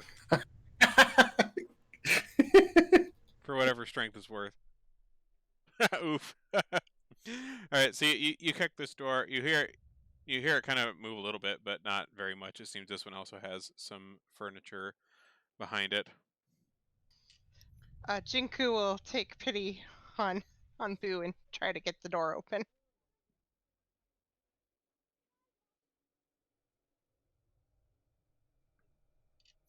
All right. So Jinku, you go pushing against this door here, and manage to move it backwards as well. This one also seemed to have some other furniture wedged behind it here. The as you're pushing this door open, the one of the guards that was over here against the door kind of comes over and sees you here and calls out like, "Master Orand, are you all right?" And you open this door and you see a let me get up here. So this is a fairly ornate bedroom. There is a wardrobe, a desk, an overstuffed chair, and you see a man um, who is fairly well dressed, kind of cowering behind a bed in the southwest corner of the area. He has a rapier out, but he seems to be kind of holding it, trembling a bit. And he sees you bust through here, Jinku, with your big Loxodon self, and he almost immediately throws himself to the floor, uh, begging for mercy. "Mercy, please! Please don't hurt me! Please don't hurt my family! I'll give you whatever you want!" Wow, this dude's kind of a coward. Can we have the house? he, you say this, and he kind of looks up, nervous. He's like, "Well, that seems a bit precocious, but what else do you want? Who are you anyway? Why are you attacking my home?" He's kind of looking up and down your clothes and like doesn't really seem to recognize like what you're wearing at all. He We says, didn't attack your home. "Well, then what are you doing in my home?" And he kind of looks behind you and sees this other guy kind of tied up in a corner of the bathroom here. And he says, "Oh, I see you managed to apprehend Urstel. Thank you. But who are you? What are you doing here?" Know his name. He's attacking you, but you know his name? "Well, Well, he kind of sheepishly looks back and forth a bit. He almost seems to kind of look behind you, trying to see through the door, back out into the foyer, and he, after kind of looking back there, he's like, "Well, we were working together for a while, but my wife was frustrated that the Zents were taking so long to secure the artifact, and she gave a necklace of fireballs to her servant to retrieve the stone, but he was a bit careless, I'm afraid, and caught Erstel and some of his Zents in the blast. And now it seems they are taking their anger back out on us. But where Maybe where you're. do you all come into this? Who even are you people? You Well, caught I'm Jink too. children blast. Doesn't fucking matter who I am. You hurt kids with that. And you hurt our property, but most of all, you hurt children. You realize that? I'm your worst nightmare. You can see this guy visibly trembling at this. He's like, "No, please, please, please. I, I could give you any information you need. I just my wife, she was too hasty. I'm sorry if somehow you were caught up in all of this. I could pay you. Like, what, what do you want to know?" Porter, it sounds like he's got a wife in here somewhere. Mix is going to look at him and say, "Wife? I'll take your wife. I'd rather find somebody with balls than you who's Adam clipped." Well, I don't think I'm ashamed to say it, but I think my wife will go out with a bit more of a fight than I will. But I, I'm sorry if we caught you up in our dealings here. We're just trying to make our way in the world. But please, I can pay you anything you want. What what how can I help you? Please, just don't hurt my family. Well, you've already hurt our family. What's this artifact you talk about? The well, the stone of Galore, of course. It's an ancient creature that was transformed. It has some information that we've been trying to locate. If it'll help, I have some research of mine that I've done on it that I can share with you if it will ease your burden at all. I don't have a burden. I didn't hurt any children. I want the research. Where's the artifact? Well, the artifact is likely still with my wife. She fled to one of the other rooms in the house here when it came under attack. I'm certain that she still has it in her possession. Mix, go get the wife. Think we'll keep an eye on this some bitch. Torta, he's got a wife somewhere. We should find her. Well, Actually, we got that let's door bring above us. let's I bring guess him guard up. 3 is. What were we saying, Mix? I was going to say, I'm guessing it's guard 3, so let's go. Okay, yeah. So there are those guards to the east. I know, Boo, you were saying something in there too. I want to bring. I want to bring him with me. So Okay. So you, you kind of pick Orond up the floor here, and he kind of sheepishly comes along with you all. So are you guys just kind of heading back out into the parlor here, or the foyer here? I've got my wand poked into his back, Mm-hmm. and I have told him that if he makes any suspicious movements, I will blast him. Okay. All right. So you have Oron here in front of you. Are you trying to direct him towards this door to the east here to try to go through there? Yep. Call your Okay. dog. Okay. They'll let us through. Okay. So Oron, kind of walks forward in front of you with your wands, kind of periodically poking him in the back here as he's walking forward, and he says, "Please, please, stand down. Let me through."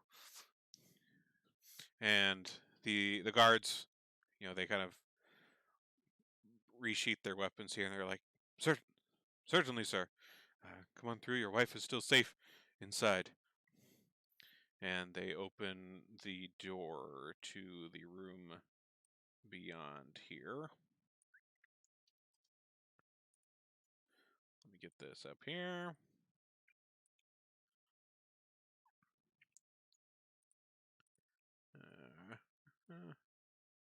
Oh, here. We'll put Oron on the map so you can see where he's at.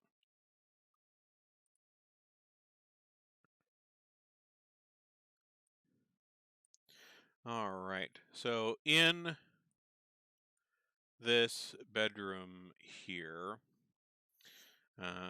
as you're walking in here, you see that this is a pretty ornate, large bedroom. Appears to be the master bedroom of the villa, and there's a very fine bed in the southwest corner.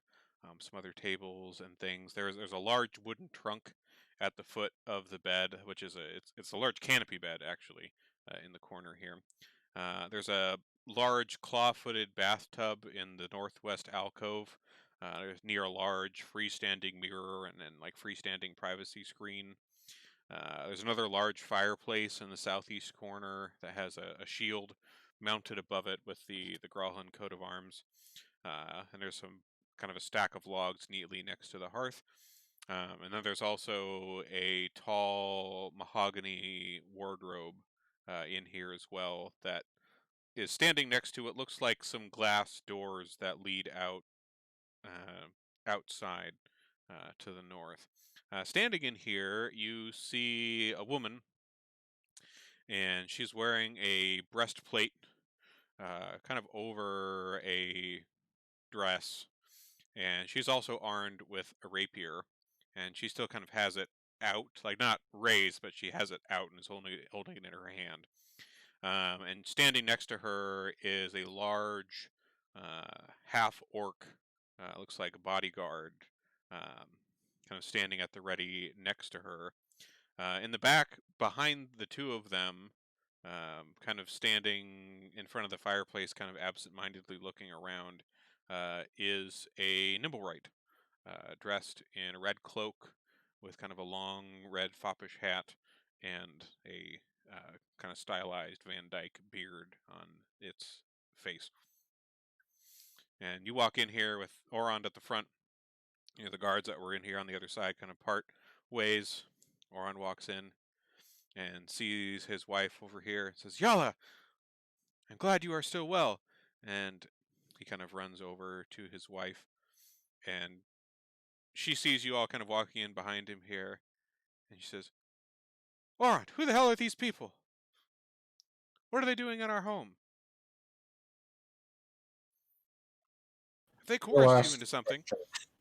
And Oron kind of raises his hand. No, no, no, they helped take out the Zentrum that were coming after us. And Boo, what were you saying? Well, I would say to her, we'll ask the questions. I'm still like using him as a shield with my wand in his back. Okay. So like he's coming up here. You're still behind him here. As you're getting close here with Orond, Lady Yala kind of raising her rapier a little bit more, kind of defensively, and being like, "Who are you, small one? What do you want with my husband, with my family?" Family sent that thing to our property, and killed a gnome, which seems to be important to some. But what is important to me is you injured a child that was under our care. Do you have children, lady? I don't see how that's any business of yours. Why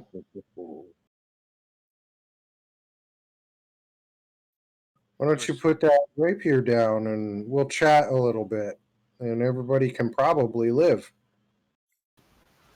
Nyx is gonna move behind the bat, half orc, grab him from the collar, and prepare a shocking grasp for when he can attack.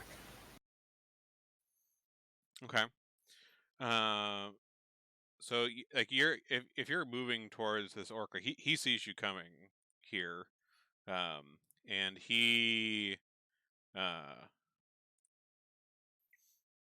like he has a morning star in his hands, and he kind of raises it in your direction. Like he doesn't let you get very close to him with his morning star raised here. He also is kind of defensively reacting to you all coming into this room.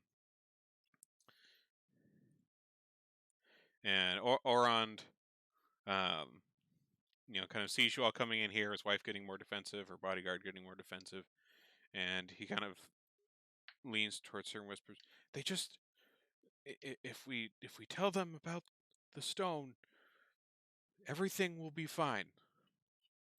And Lady Ala kind of almost instantly gets this like look of fierce anger across her face, looking at her husband here, and she's like, "You told them about the stone? This will ruin everything!" And she quickly reaches into her pocket here, and you see her pull out something small. You can't quite make out what it is. And she tosses it over to the Nimblewright standing behind her and shouts, "Go." Everybody go ahead and roll initiative here.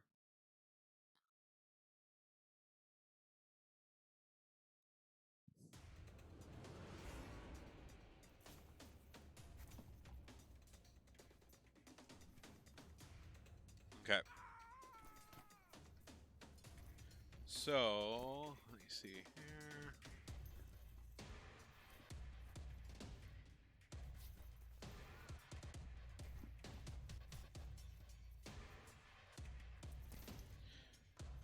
So as she shouts, "Go" at this Nimblewright, and you can see that it starts to turn towards this glass door leading out onto the balcony here. Boo, you are up first. Oops. Hold on. Oh, fuck. Oh, wait, no. There we go. I just scrolled too far. There we go. So, Boo, you are up first here. You still got your wand in Oron's back. Yala has shouted "Go." She has her rapier raised in your direction, still furiously glaring at her husband here. What are you doing? I'm looking at her, Mm-hmm. looking in her eyes, and I'll discharge a level. I'll use the wand and expend all but one of the charges to discharge a level 4 magic missile into the husband. Damn. Okay. Is that just like? Does that just like add more missiles? I can't remember how that works. Yeah. Okay. We need. Oh, let me add him Guys into on the the. tracker. What you'll want to do is you want to remove the tokens and then add them to the combat tracker. Yeah. Let me. Because the tokens won't be linked. Yeah, I already had them in there. Let me take these guys back out.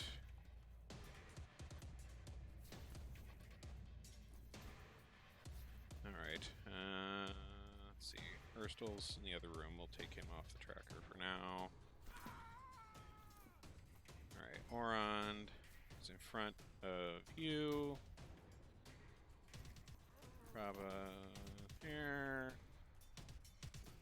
right. And Yala, there we go. Let's make them all visible. And around. Okay, there we go.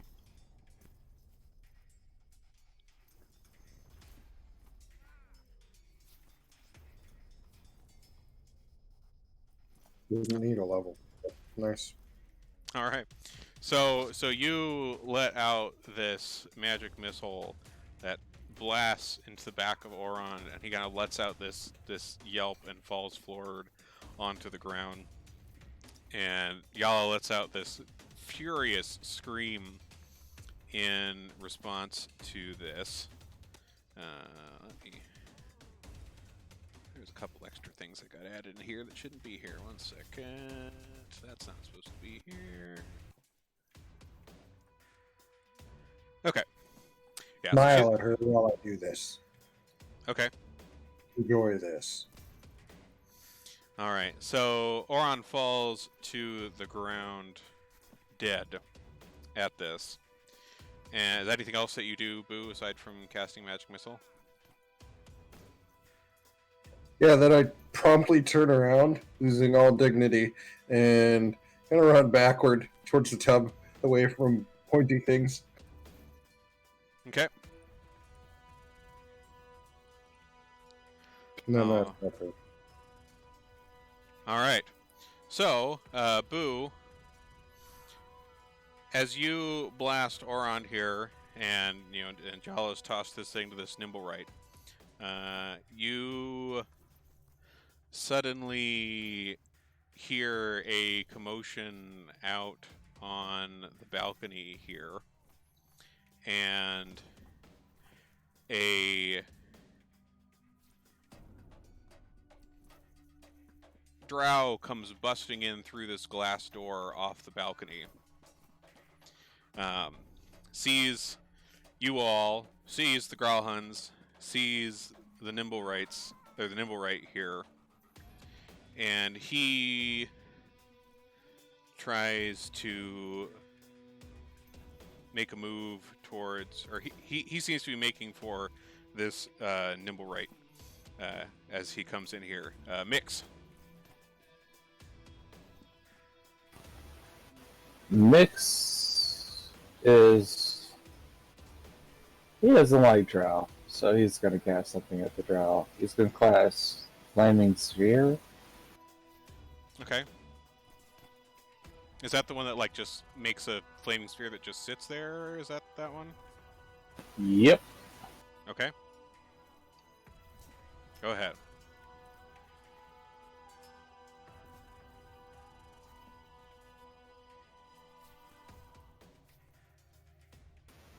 Curious how many times I have to roll this before it shows up.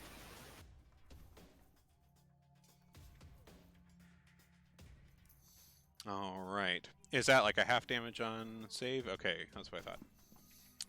All right, so this flaming sphere conjures around this drow here in the corner, and he takes a bit of damage here. You see him kind of trying to get the flames off of himself. Anything else, Mix? No, I'm just going to keep the sphere on this dude and piss him off. Okay. All right. This guard that was outside the door, hears this magic missile go off, and this glass door getting smashed, and he steps in behind you, sees what's happening here, and you hear him shout, "What the hell?" and draws his long sword, or his short sword, sorry, and tries to strike at Zyara here, and misses. From outside, you hear a bit more commotion, and you see there's a window next to the.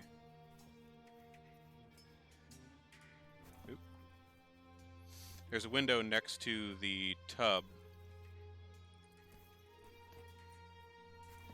Yeah. There it is. You see it. There's a window next to the tub, and another drow comes smashing through this window, landing next to the tub here. and he pulls out a hand crossbow and tries shooting it at the Gralhund guard against the wall here behind Boo, and misses. Gralhund guard 3 outside against the door. He sees what's going on in here too and also runs in. He tries to take a swipe at Zara with his short sword. Manages to hit, dealing 1 damage to Zara. You hear some more commotion from outside. Boo, you can see through, there's a, like, this whole kind of corner out to the balcony all has, like, kind of windows here and there along it.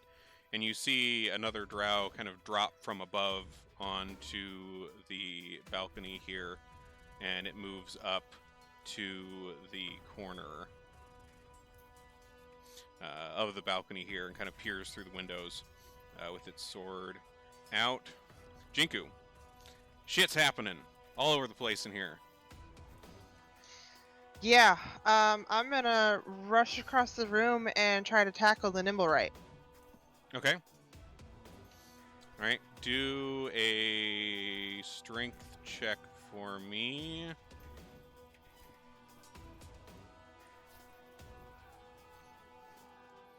Alright, you manage to grapple the nimble right. Do you do anything else?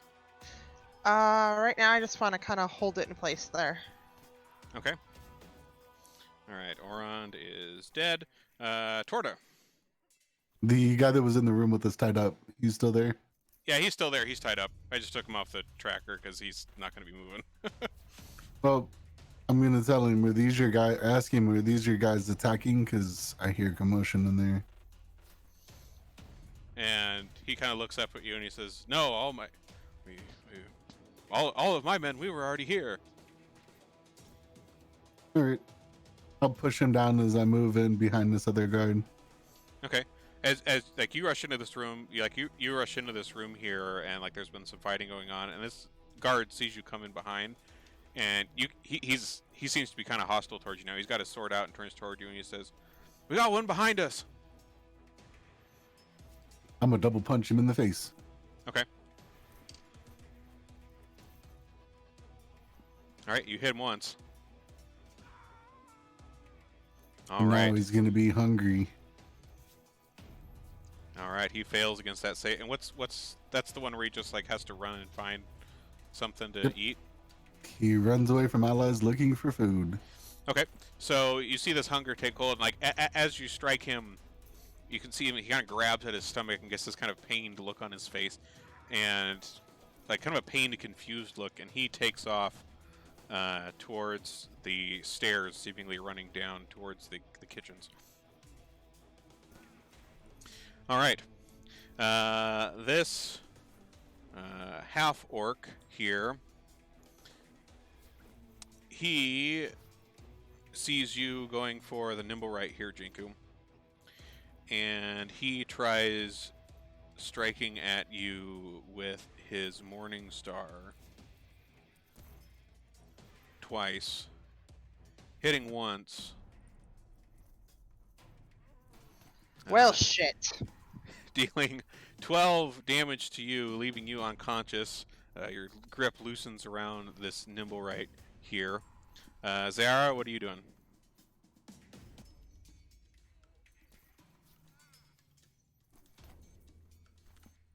If you're still awake up there.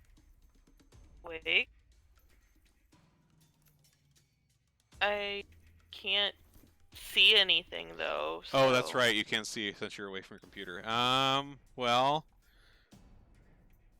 I mean, you got your crossbow, your daggers, spell-wise. You got mirror image, Like, pass without trace. Is it? what- Are you trying to do? Are you wanting to do damage, or what are you trying to do? The scene is we have the noble lady, the noble dude, the nimble right that's trying to get away, and the drow that have come in. And Junku got Yeah. That's right. You can't see the map right now. Are you able to pull up the stream? You should be able to see the map on there on your computer if you can pull up the stream there. But while you get that up, I'll describe it. So yeah, you're in this kind of L-shaped bedroom, and there is, the lady, Gralhund, her half-orc bodyguard, the nimble right that is kind of getting out of Jinku's grasp, since Jinku's been knocked unconscious. There's a drow that busted in through a glass door to the north, one that busted in through the window, another one that you could see outside, and then the guards, the Gralhund guards that were there that you had previously rescued are now hostile towards you. So you got like a three-way shitfest going on right now. Awesome. Yep. You've currently got some of the Gralhund guards right next to you because you're just like right inside the door where they were standing.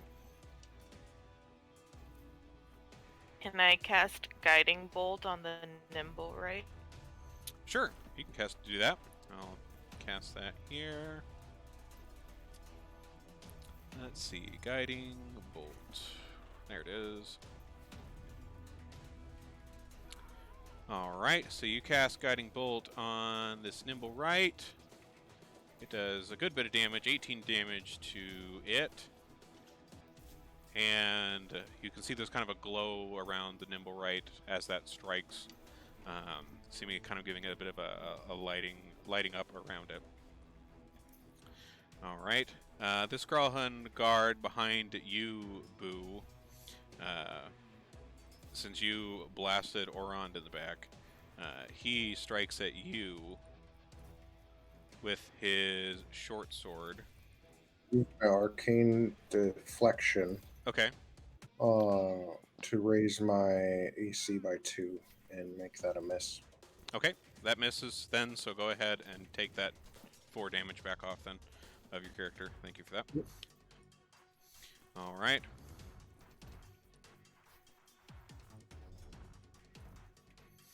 Alright, Gralhund Guard number 4 seems a bit confused at all this commotion. Like, you guys, you've got these drow pouring in, and he seems more concerned with this drow over in the corner, and he kind of backs up a little bit and kind of hunches behind or against the kind of canopied bed here and takes aim at the drow up by the tub with his heavy crossbow and shoots and misses. You can hear the arrow kind of tink against the mirror in the back, kind of bounces off and lands on the ground. Outside, you see another figure drop down from the roof above, landing on the balcony, and you see him kind of move up towards the edge. He seems to be holding what looks like a pistol of some kind, and he kind of raises it up, seeming to kind of keep an eye on everything in sight. The nimble right, now out of Jinku's grasp, since Jinku has fallen unconscious, moves to try to run outside of the glass door that the other drow had kind of shattered through. As he runs past this other drow tries to... where'd they go? There they are. Tries to grapple him. Alright, and we'll do a save on the nimble right. Alright, and the drow manages to resist his grasp, and this nimble right steps out onto the balcony outside. Let's see.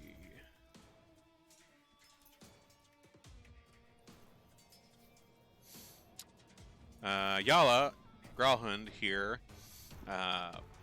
still incredibly furious that her husband has been killed. Runs over to you, Mix, here up against her bodyguard, and she strikes at you viciously with her rapier, but unfortunately misses. But she is up again at the top of the order, and again, in her fury at you all, takes another strike at you, Mix, and still misses. She might not be as well trained in rapier work. All right. This drow that had stepped inside the room moves back towards the door, and you hear him kind of shout something in drow at the other drow. None of you understand what he says.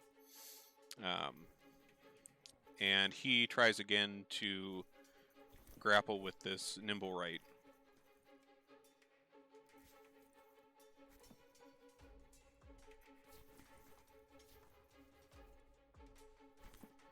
And the nimble right manages to deftly evade his grasp. Guard number 1 is incredibly hungry and runs down the stairs out of sight to the first floor, seemingly heading for the pantry. So he is out of combat. Boom! Stuff's happening all around you, glass busting in from the windows. You see more drow dropping outside. Shit's hitting the fan. I will cast a chaos bolt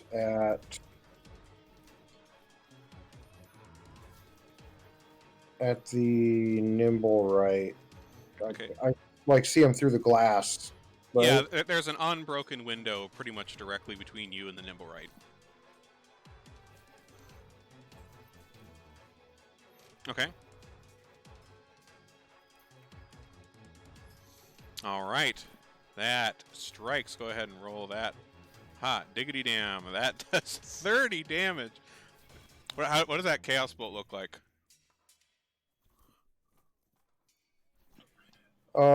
It's like this. It's chaos energy. So I imagine it to kind of be like shifting through the colors of the rainbow Okay. as it flies through the air and then slams into him, blowing little pieces of cogs and shit everywhere. Oh, I just realized I never unmasked that balcony before you go off. There you go. Now you can see the balcony. Sorry about that. All right. So yeah, that blasts through the window. The glass bursts outwards. You can see the drow that were outside. You can see them kind of raise their arms in front of their faces, trying to shield from the shards of glass blasting everywhere. And this chaos bolt strikes into this nimble right hard, seemingly kind of blasting like a huge mark across its entire main torso there. Drow number 1, who is inside the building, rushes around the tub, around the back of the tub, towards Gralhun Guard number 2, and takes out a short sword and strikes at Gralhun Guard number 2 and misses. Gralhun Guard number 2 returns the favor and strikes back at this drow, also missing. Gralhun Guard number 4, who's over kind of crouched behind the bed. Can't see this other drow very well behind Zara and 2 other guards, but he can still see you, Boo, and he tries to shoot at you with his crossbow and hits, dealing 9 damage with his crossbow. This drow outside with the pistol, he takes aim at this nimble right and shoots, hitting the nimble right, dealing 19 damage to the nimble right. And you see this nimble right, the arcane runes that are in it, kind of sputter, and this nimble right falls to the ground. Torta. All right, it's time for Torta to shine. You're gonna see him slowly walk towards the door, and 2 additional arms are gonna mysteriously appear above his shoulders. Oh, It gives man. me it's arms of the astral self. It gives me 5 attacks in total. Holy shit. Damn, Florida. That's badass. the arms themselves have a 10-foot reach. So I'm going to step in, like, into the doorway, like, pushing this guard in a little bit. Uh-huh. Okay, we'll you pushing backwards a little there. Okay.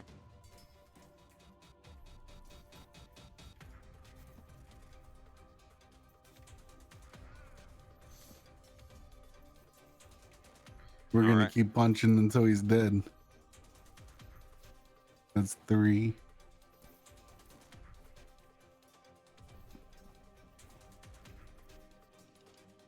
Ooh. Ooh.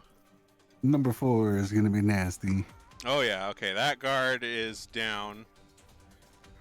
He crumples backwards across the bedroom here. He is down. You still got a couple hits left. Where do you I swing? got 1 left, and I'm going to swing at the other guard to get him out of my way. Alright. Alright, and it misses. These stay floating above my head for 10 minutes. What are they like? What do those arms look like? What color are they? They're the same. They're red and gold. They Red and look gold. like my arms, just another floating pair above me. That's pretty awesome.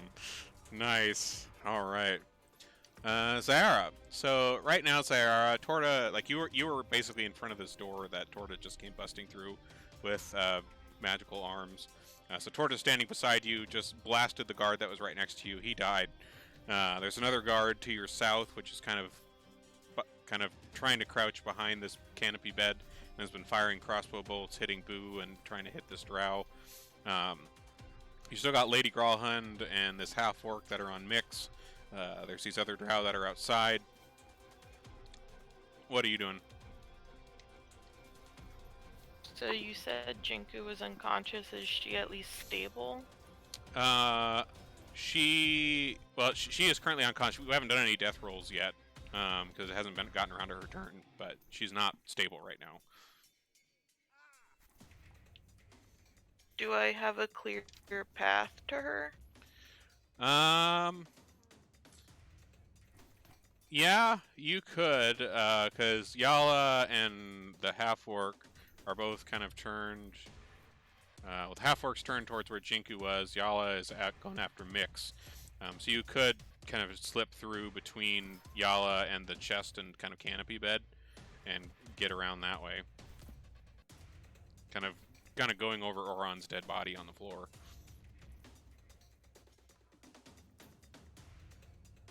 Just because I don't think I've had to do this before, can I just outright heal her, or do I have to stabilize her first before I can heal her? You can like healing her would stabilize her. Okay. So you can just like cast a heal on her if you wanted to. Okay.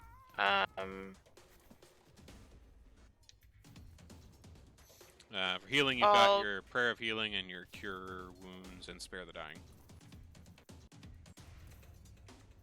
Is anyone else in the party injured? Because Prayer of Healing is like up to 6 people. Yeah, let me look. See, Jinku is down. Mix is not hurt. You're a little hurt. Torta's a little hurt. Boo's a little hurt. Yeah, like you've all got some damage aside from Mix.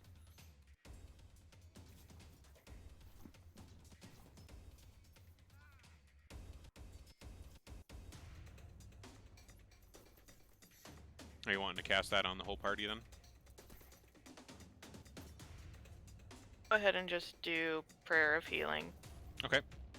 Alright, let me get that queued up here. So, Boo and Torta and yourself and Jinku. That's 2d8. I can't remember if it includes my modifier or not. Yeah, it's already set up with that. It's got 2d8 plus 3 heals. So you heal 12 to everybody. So everybody's Jinku's back up, and everybody else is fully healed of their wounds with that spell. So you all feel reinvigorated here. Yay. Nice. Anything else, Sarah?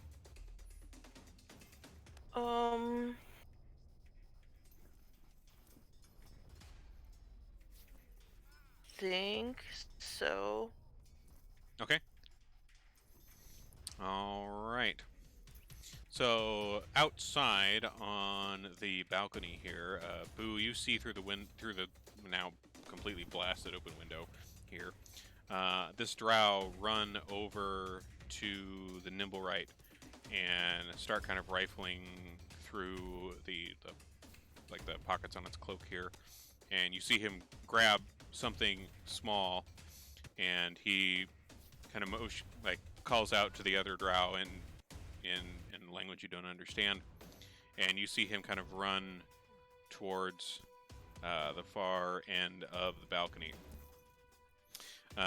This half orc here sees Jinku. He sees you get back up and Mix here in front of him, but Yala Growlhund turns to him and says, "Get that stone back!" And Prabhas, he goes this direction towards this drow that's in the doorway. Mix and Jinku, you're both going to get an attack of opportunity on him as he moves that way, following his lady's orders. So both of you go ahead and take an attack of opportunity against Prabhas here. Alright, Jinku, you hit with your flail and do a bit of damage. Mix, how about you?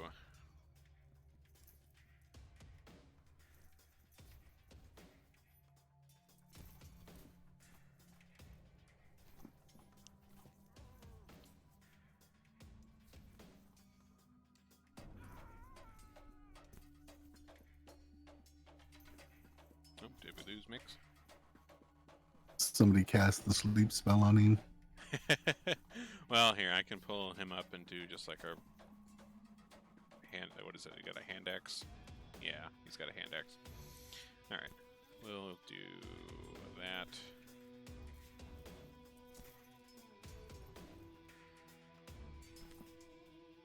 There's windows for him to like. True.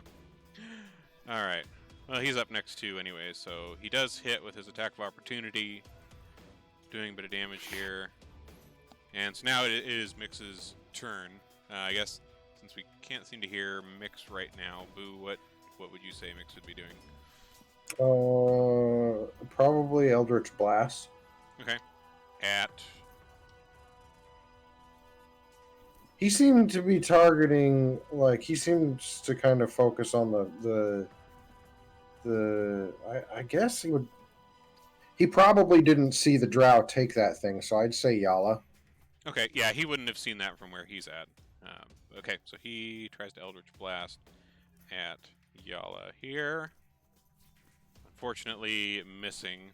She kind of, like, he kind of puts his hand out to cast it, and she kind of bashes it aside with her arm, and it kind of goes wide and kind of crackles across the fine wood of the floor. Nimble Right is unconscious. Jinku, you are awake. You come gasping back to life. Still a little wounded, but you're at least up. And the Nimble Right is no longer in your grasp. Okay. I'll probably attack that. I don't know how you say his name, the half orc guy, because he's Grabaz? close. Yeah, because he's closest to me. Okay. Nice! Critical hit. Very nice. Alright, that deals a good chunk of damage to him with your flail. Let me remove Oron, because he is dead. And here we'll remove the Nimble Right, because they are out of commission.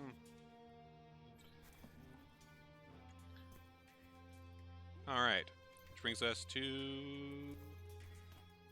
Oh, whoops, that accidentally skipped that drow out here. So the drow out... Skip the drow. Yeah, I did. I moved it back up. So the drow outside, he continues moving down the balcony, and you see him kind of pull a rope out of his bag here, and he kind of twirls it around, and you see him kind of throw it upwards towards the roof. Zara.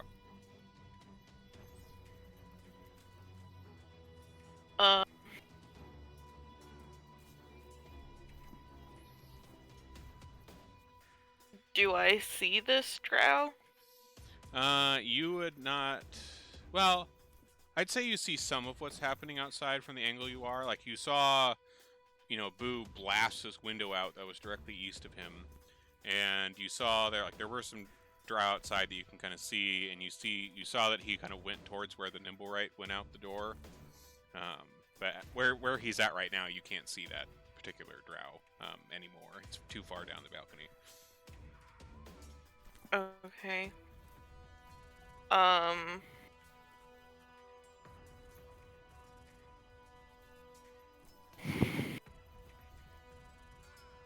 I guess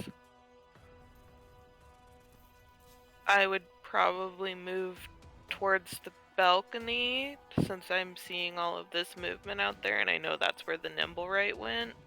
Okay. Are you gonna kind of go towards that large blasted out window that Boo opened up? Yeah, probably. Okay, that'd be the closest route. All right. So you move towards this window, and then from where you're at in the window, you can see that the Nimblewright is on the ground, and the glow that was in the arcane runes that were on it don't seem to be there anymore. One of the drow is standing over it. You see this drow gunslinger kind of on the edge of the balcony with his pistol still up, and then another drow at the far end of the balcony that was, had as you stepped out, you see him like toss this rope up. Is the drow at the far end of the balcony within 60 feet of me? Yep. Okay. I use Sacred Flame on him. All right.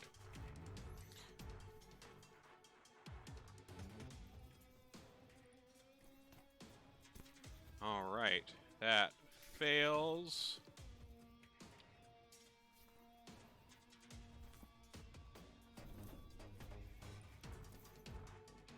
All right, and this sacred flame comes down on this drow outside, and you see kind of a scream as this flames descend on him, and he actually falls to the ground, like kind of collapsing onto this small kind of exterior table and chairs that are on the ground. And you see the other two drow, like the other drow that's out here, the gunslinger, he shouts to the other one in a language you don't understand, and kind of points in that direction. Gralham Guard 2 inside again strikes at this other drow that's inside here behind the bath.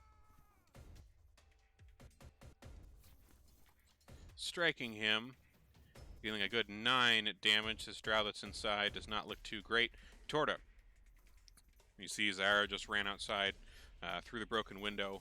You still got these couple guards in here. Yala, the other one's over by the far door with Rabas and the other drow. We're gonna start with guard 2. Okay. We're gonna start the 5-hand pummel. All right. Miss. And miss. Ooh, automatic miss. Ouch. That one strikes.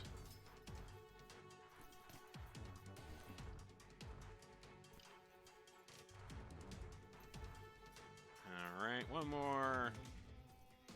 Oof. Not so great, but you got him at least once for a decent amount. All right, anything else? Nope, that's all. Okay. All right. Yala, Gralhund, seeing Krava's going over here outside the orc, or Krava's going out after the Nimblewright, and Mixture's still up right here in front of her. She strikes again at you, Mix, with her rapier. Again, missing. She doesn't seem too well trained with this. Boo! You see Zara run out there, take down this drow at the far end of the balcony, who you had seen pick up the stone, assumedly off this Nimblewright. He collapses at the far end of the balcony. What are you doing? How far away is he from me? 5, 10, 15, 20, 25, 30, 35, 40, 50, 55, like 55 feet. Well, that drow is collapsed. But he had the thing. Yeah, he had the thing. He's 55 feet away. All right, I will dash to him to the corpse, Okay. and that's my move and my action. So I'll pick it up next turn. Okay. Jinku. I'm gonna attack Orc Boy again. All right. Smack the Orc Boy. Automatic miss. Oof. Still recovering from your near-death experience. Second one today. All right, Mix. Are you back?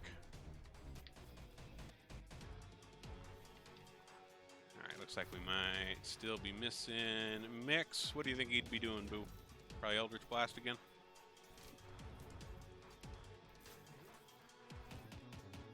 I think so. All right. I mean, it makes no sense to me anyway. And that strikes. That hits Yala Gralhund for a good 9 damage. You can see this is kind of burned at her under her breastplate here. Like she's got some kind of burns running up one of her arms from this. Drow Gunslinger 2 raises his pistol at you, Boo, and fires.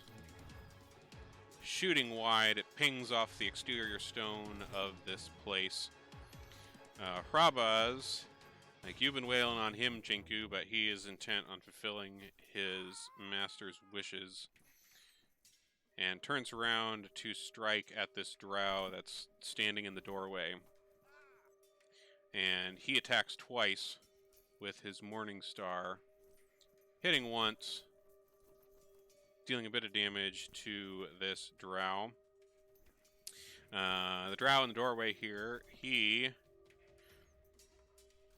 attacks back at this half-orc here twice with his short sword, striking once, missing once, deals a little bit of damage, and he moves outside.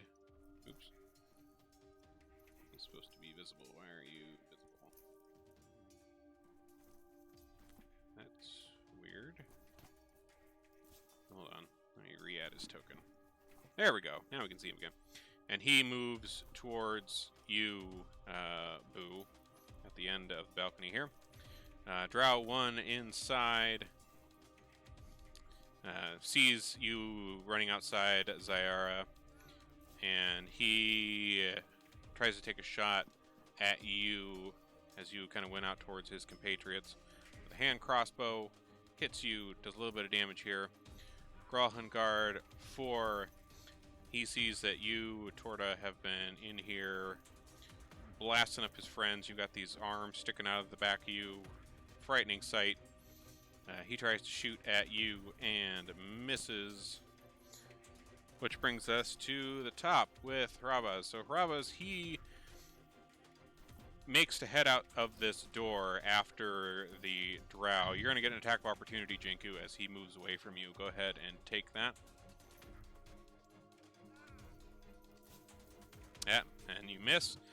And he runs out the door, hot on the heels of this other drow, and tries to strike at him again twice with this Morning Star, hitting both times, dealing a significant amount of damage to this drow. Boo, you get kind of like a bit of a shower of blood here as this Morning Star smashes into this drow standing right behind you, as they're all kind of fighting over this stone that's lying on the ground below you here. Jinku, that brings us to you. I'm gonna go over to Yala and attack her. Not trying to kill her, I'm just trying to incapacitate her. Okay. And that hits. Go ahead. All right, and you manage to do so. You knock her unconscious to the floor, and she is out cold on the ground. Mix, Yala is out cold. You still got a couple of these guards in here, drow in here, the ones outside on the balcony. If he's not back, what do you think he would be doing, Boo?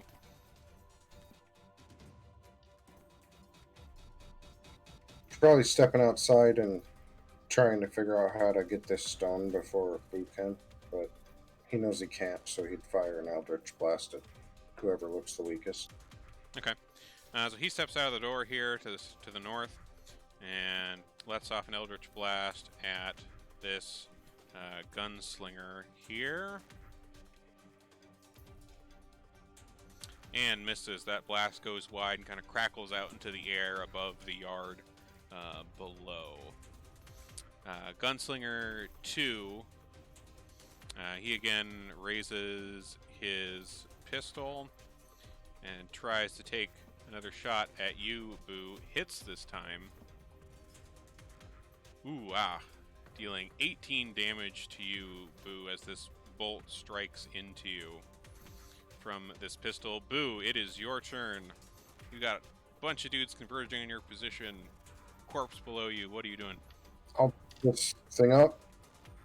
The Stone. right, yeah, the stone. I wasn't sure if I didn't want to assume, but It's the if stone. it's, I'll pick it up. And then I'll cast invisibility on myself. Okay. All right, and do you move at all after you cast your invisibility? Well, hell yeah! I climb up the wall.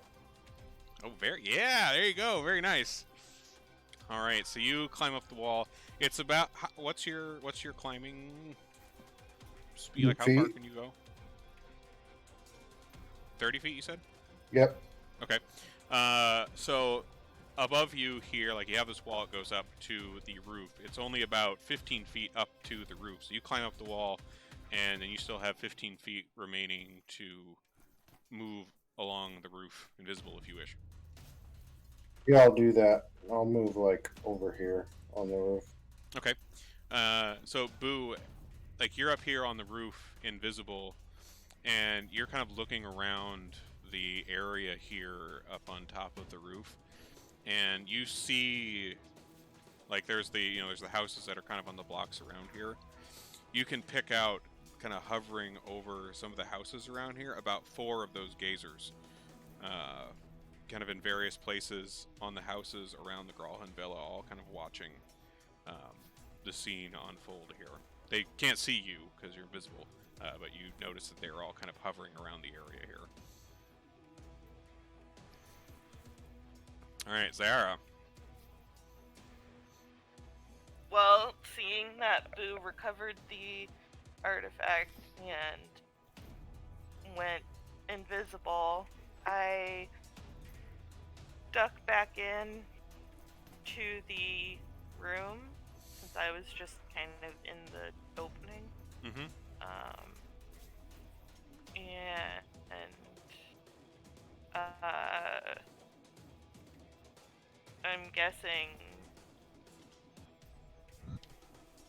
I'm guessing like Mix and Jinku probably look like they need the most help.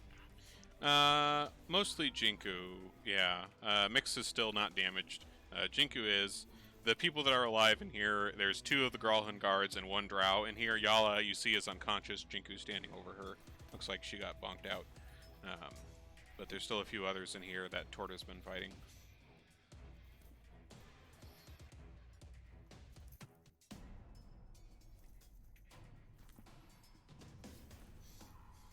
Would you say you'd go after the 1 drow that's in here still, or would you go after the guards?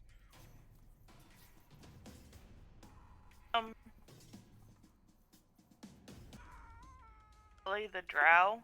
The drow? Okay. Alright, and what are you going to cast at him? Just Sacred Flame? Yeah, Okay. that's probably what is best. Okay, so you cast Sacred Flame at this drow. He unfortunately succeeds against that save and takes no damage. So the drow outside here, like Boo, you pick up the stone, disappear right in front of his eyes, and he kind of lets out this angry yell, and you hear him shout something in drow to his compatriots here. And he goes and moves towards the edge of the balcony here. Rabaz gets a attack as he moves. 1 second here. and he misses. Oops. And this drow, you hear him kind of mutter something under his breath that you don't recognize, and he jumps off the balcony, but doesn't fall. He continues floating in the air away across the yard, above the yard here. You see him kind of floating across, levitating across the yard through the trees here below. Gralhungard 4 in the corner here. He again tries to strike at Torta with his crossbow and hits for only a measly 2 damage. I've got deflect missile. Okay. And how does that work? It's a D10 plus 6 plus 3. So 14, so I take no damage. Okay. Alright, so If I had a key point, I could throw the arrow back, but I don't have any key left after summoning the arms. Okay. Alright, well you managed to deflect this bolt coming in your direction. Kind of just slap it away with one of these arms. Alright, Yala is unconscious. Oops. Alright, Torta, this brings us to you. So got a couple guards and the drow in here that are up. Yep, we're gonna go back to 1,000 hand slaps. Alright, slap away. Hit! Alright. Miss.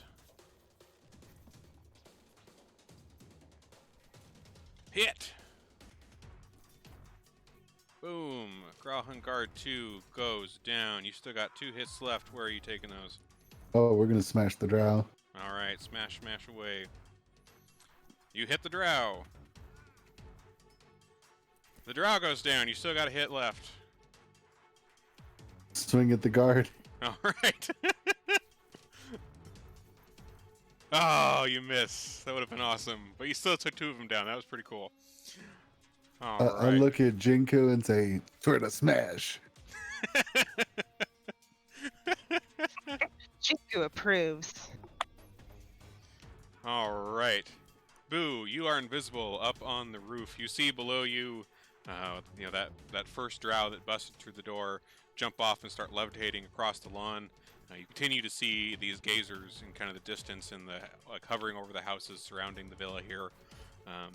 You just kind of lay low up here on the roof, invisible. I'm just gonna stay invisible. I'm kind of hurt anyway. Mm-hmm. So, and I've got the prize, so I'm gonna just hold on to it and hide. Okay, sounds like a plan. Torta, back up to you again. This is the guy that shot at me, so he's getting all 5 hands. Ooh, miss. Hit. Alright. Miss. Hit. Boom. Okay, Gralhungard 4 goes down as well. There's nobody else left in the room besides the unconscious Lady Gralhund on the floor. Everyone else is out on the balcony. Unfortunately, out of your arm's reach. Yep. Alright, so Yala is still unconscious here. Hrabaz, seeing this other drow run off the balcony here, he goes over to the edge of the balcony after this drow and looks down off the edge, kind of seems to gauge the distance to the yard below, and he just straight up jumps off the balcony down to the yard below. You hear kind of a thump as his kind of large frame hits the ground, and Boo, you can see from where you're at up on the roof. You can see he takes off running towards the gate in the yard below. The other drow gunslinger here, you see he kind of has his gun still raised, kind of looks around at the rest of you here. You hear some muttering under his breath, and he casts Levitate onto himself as well, and also begins moving across the air after his compatriot here away. The other drow continues to float away across the yard here, kind of getting out of range of you all. Jinku. I'm gonna pick Yala up and place her on the bed, Okay. and that's it. All right. And Zara.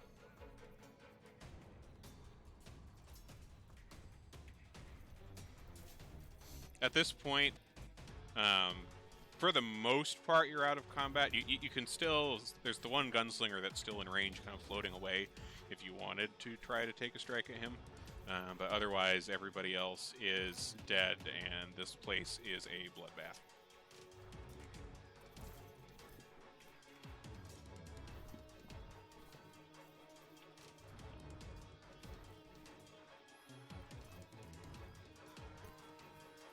Gunslinger even wounded at all? No. Nobody's hit him. Then it's probably not worth it to try and hit him. Okay. So you just kind of head back inside here where Jinku's laying Lady Garland here. Well, we would have. Was guard 1 gonna come back?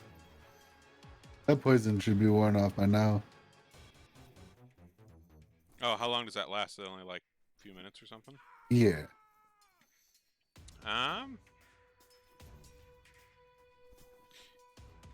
Yeah, he might. Yeah, I guess for the sake of not having to wait several turns, we'll say he is. Let me figure out where the hell his token went. 1 second here.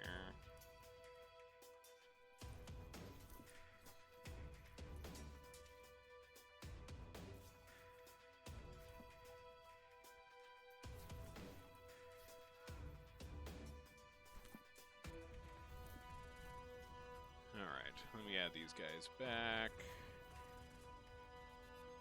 1 second.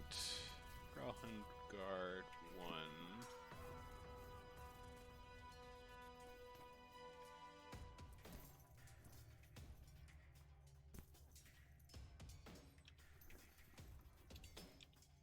1. Okay. Growlhund Guard. So, Torta, you hear from... Oops. You hear from behind you steps coming, or footsteps coming back up the steps. And you looking out the door behind you here, you see this guard that had previously run down there. He looks like he has like kind of crumbs spilled all over the front of his shirt, or his armor here. It looks like he kind of hastily shoveled whatever he could into his face. He comes running back up here, sword outstretched.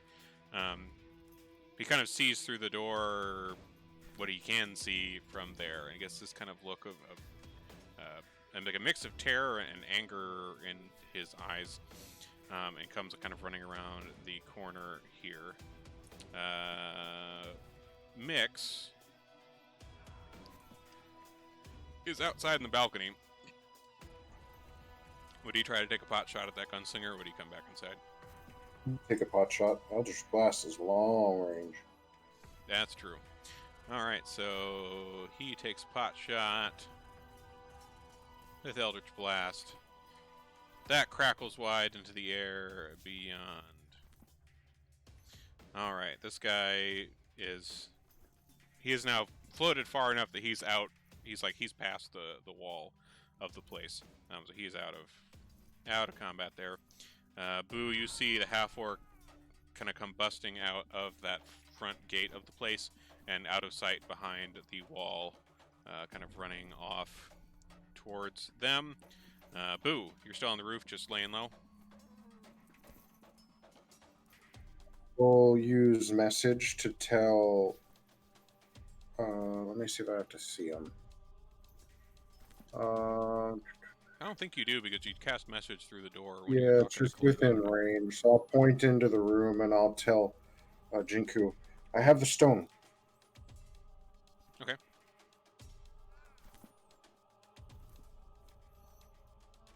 Jacob, do you do anything with this information?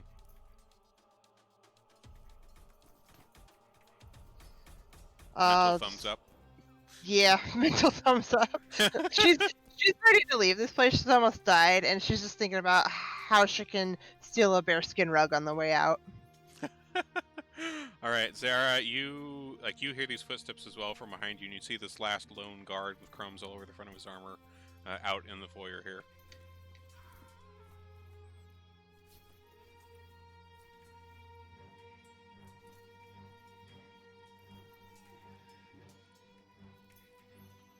Do you just Sacred Flame him?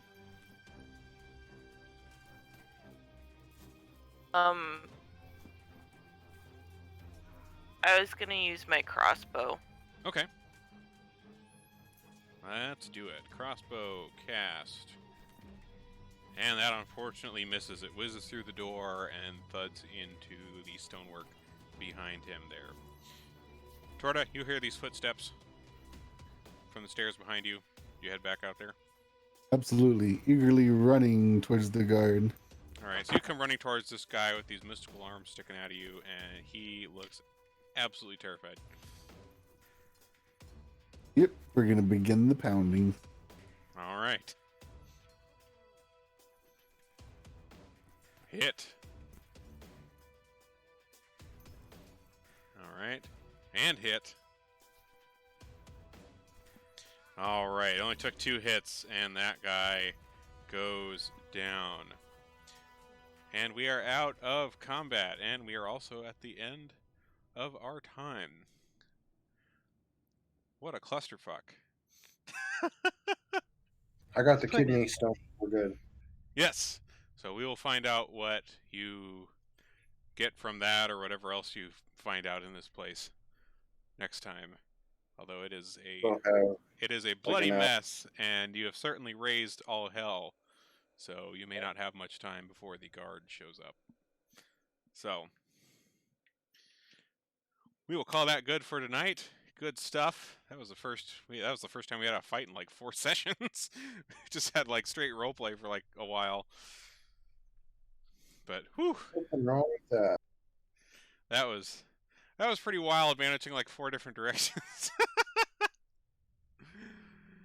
4-way fight. What the heck? Let me see if there's anybody else I know online that can send you people to. And Coco and Pumpkin will get all the pets due to them. Do not worry. What's up here with me? Okay, well Riz will redeem the pets on the kitties. Oh, Matt Coville is streaming. We'll send you to Matt Coville. Why not?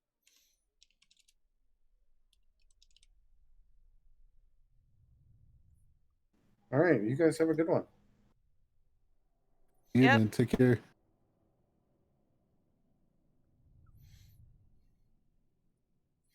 All right, to the folks of you watching on stream, Night thank you all. for stopping by. It's good to see you as always. This was a fun session. Have fun with Matt Coville. He is a great DM. A lot of good advice. Hope you enjoy his stream.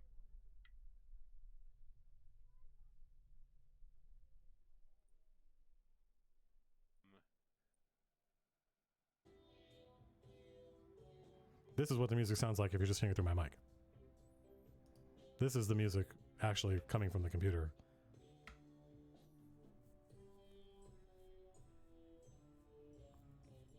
Unless you couldn't hear anything. Oh, really?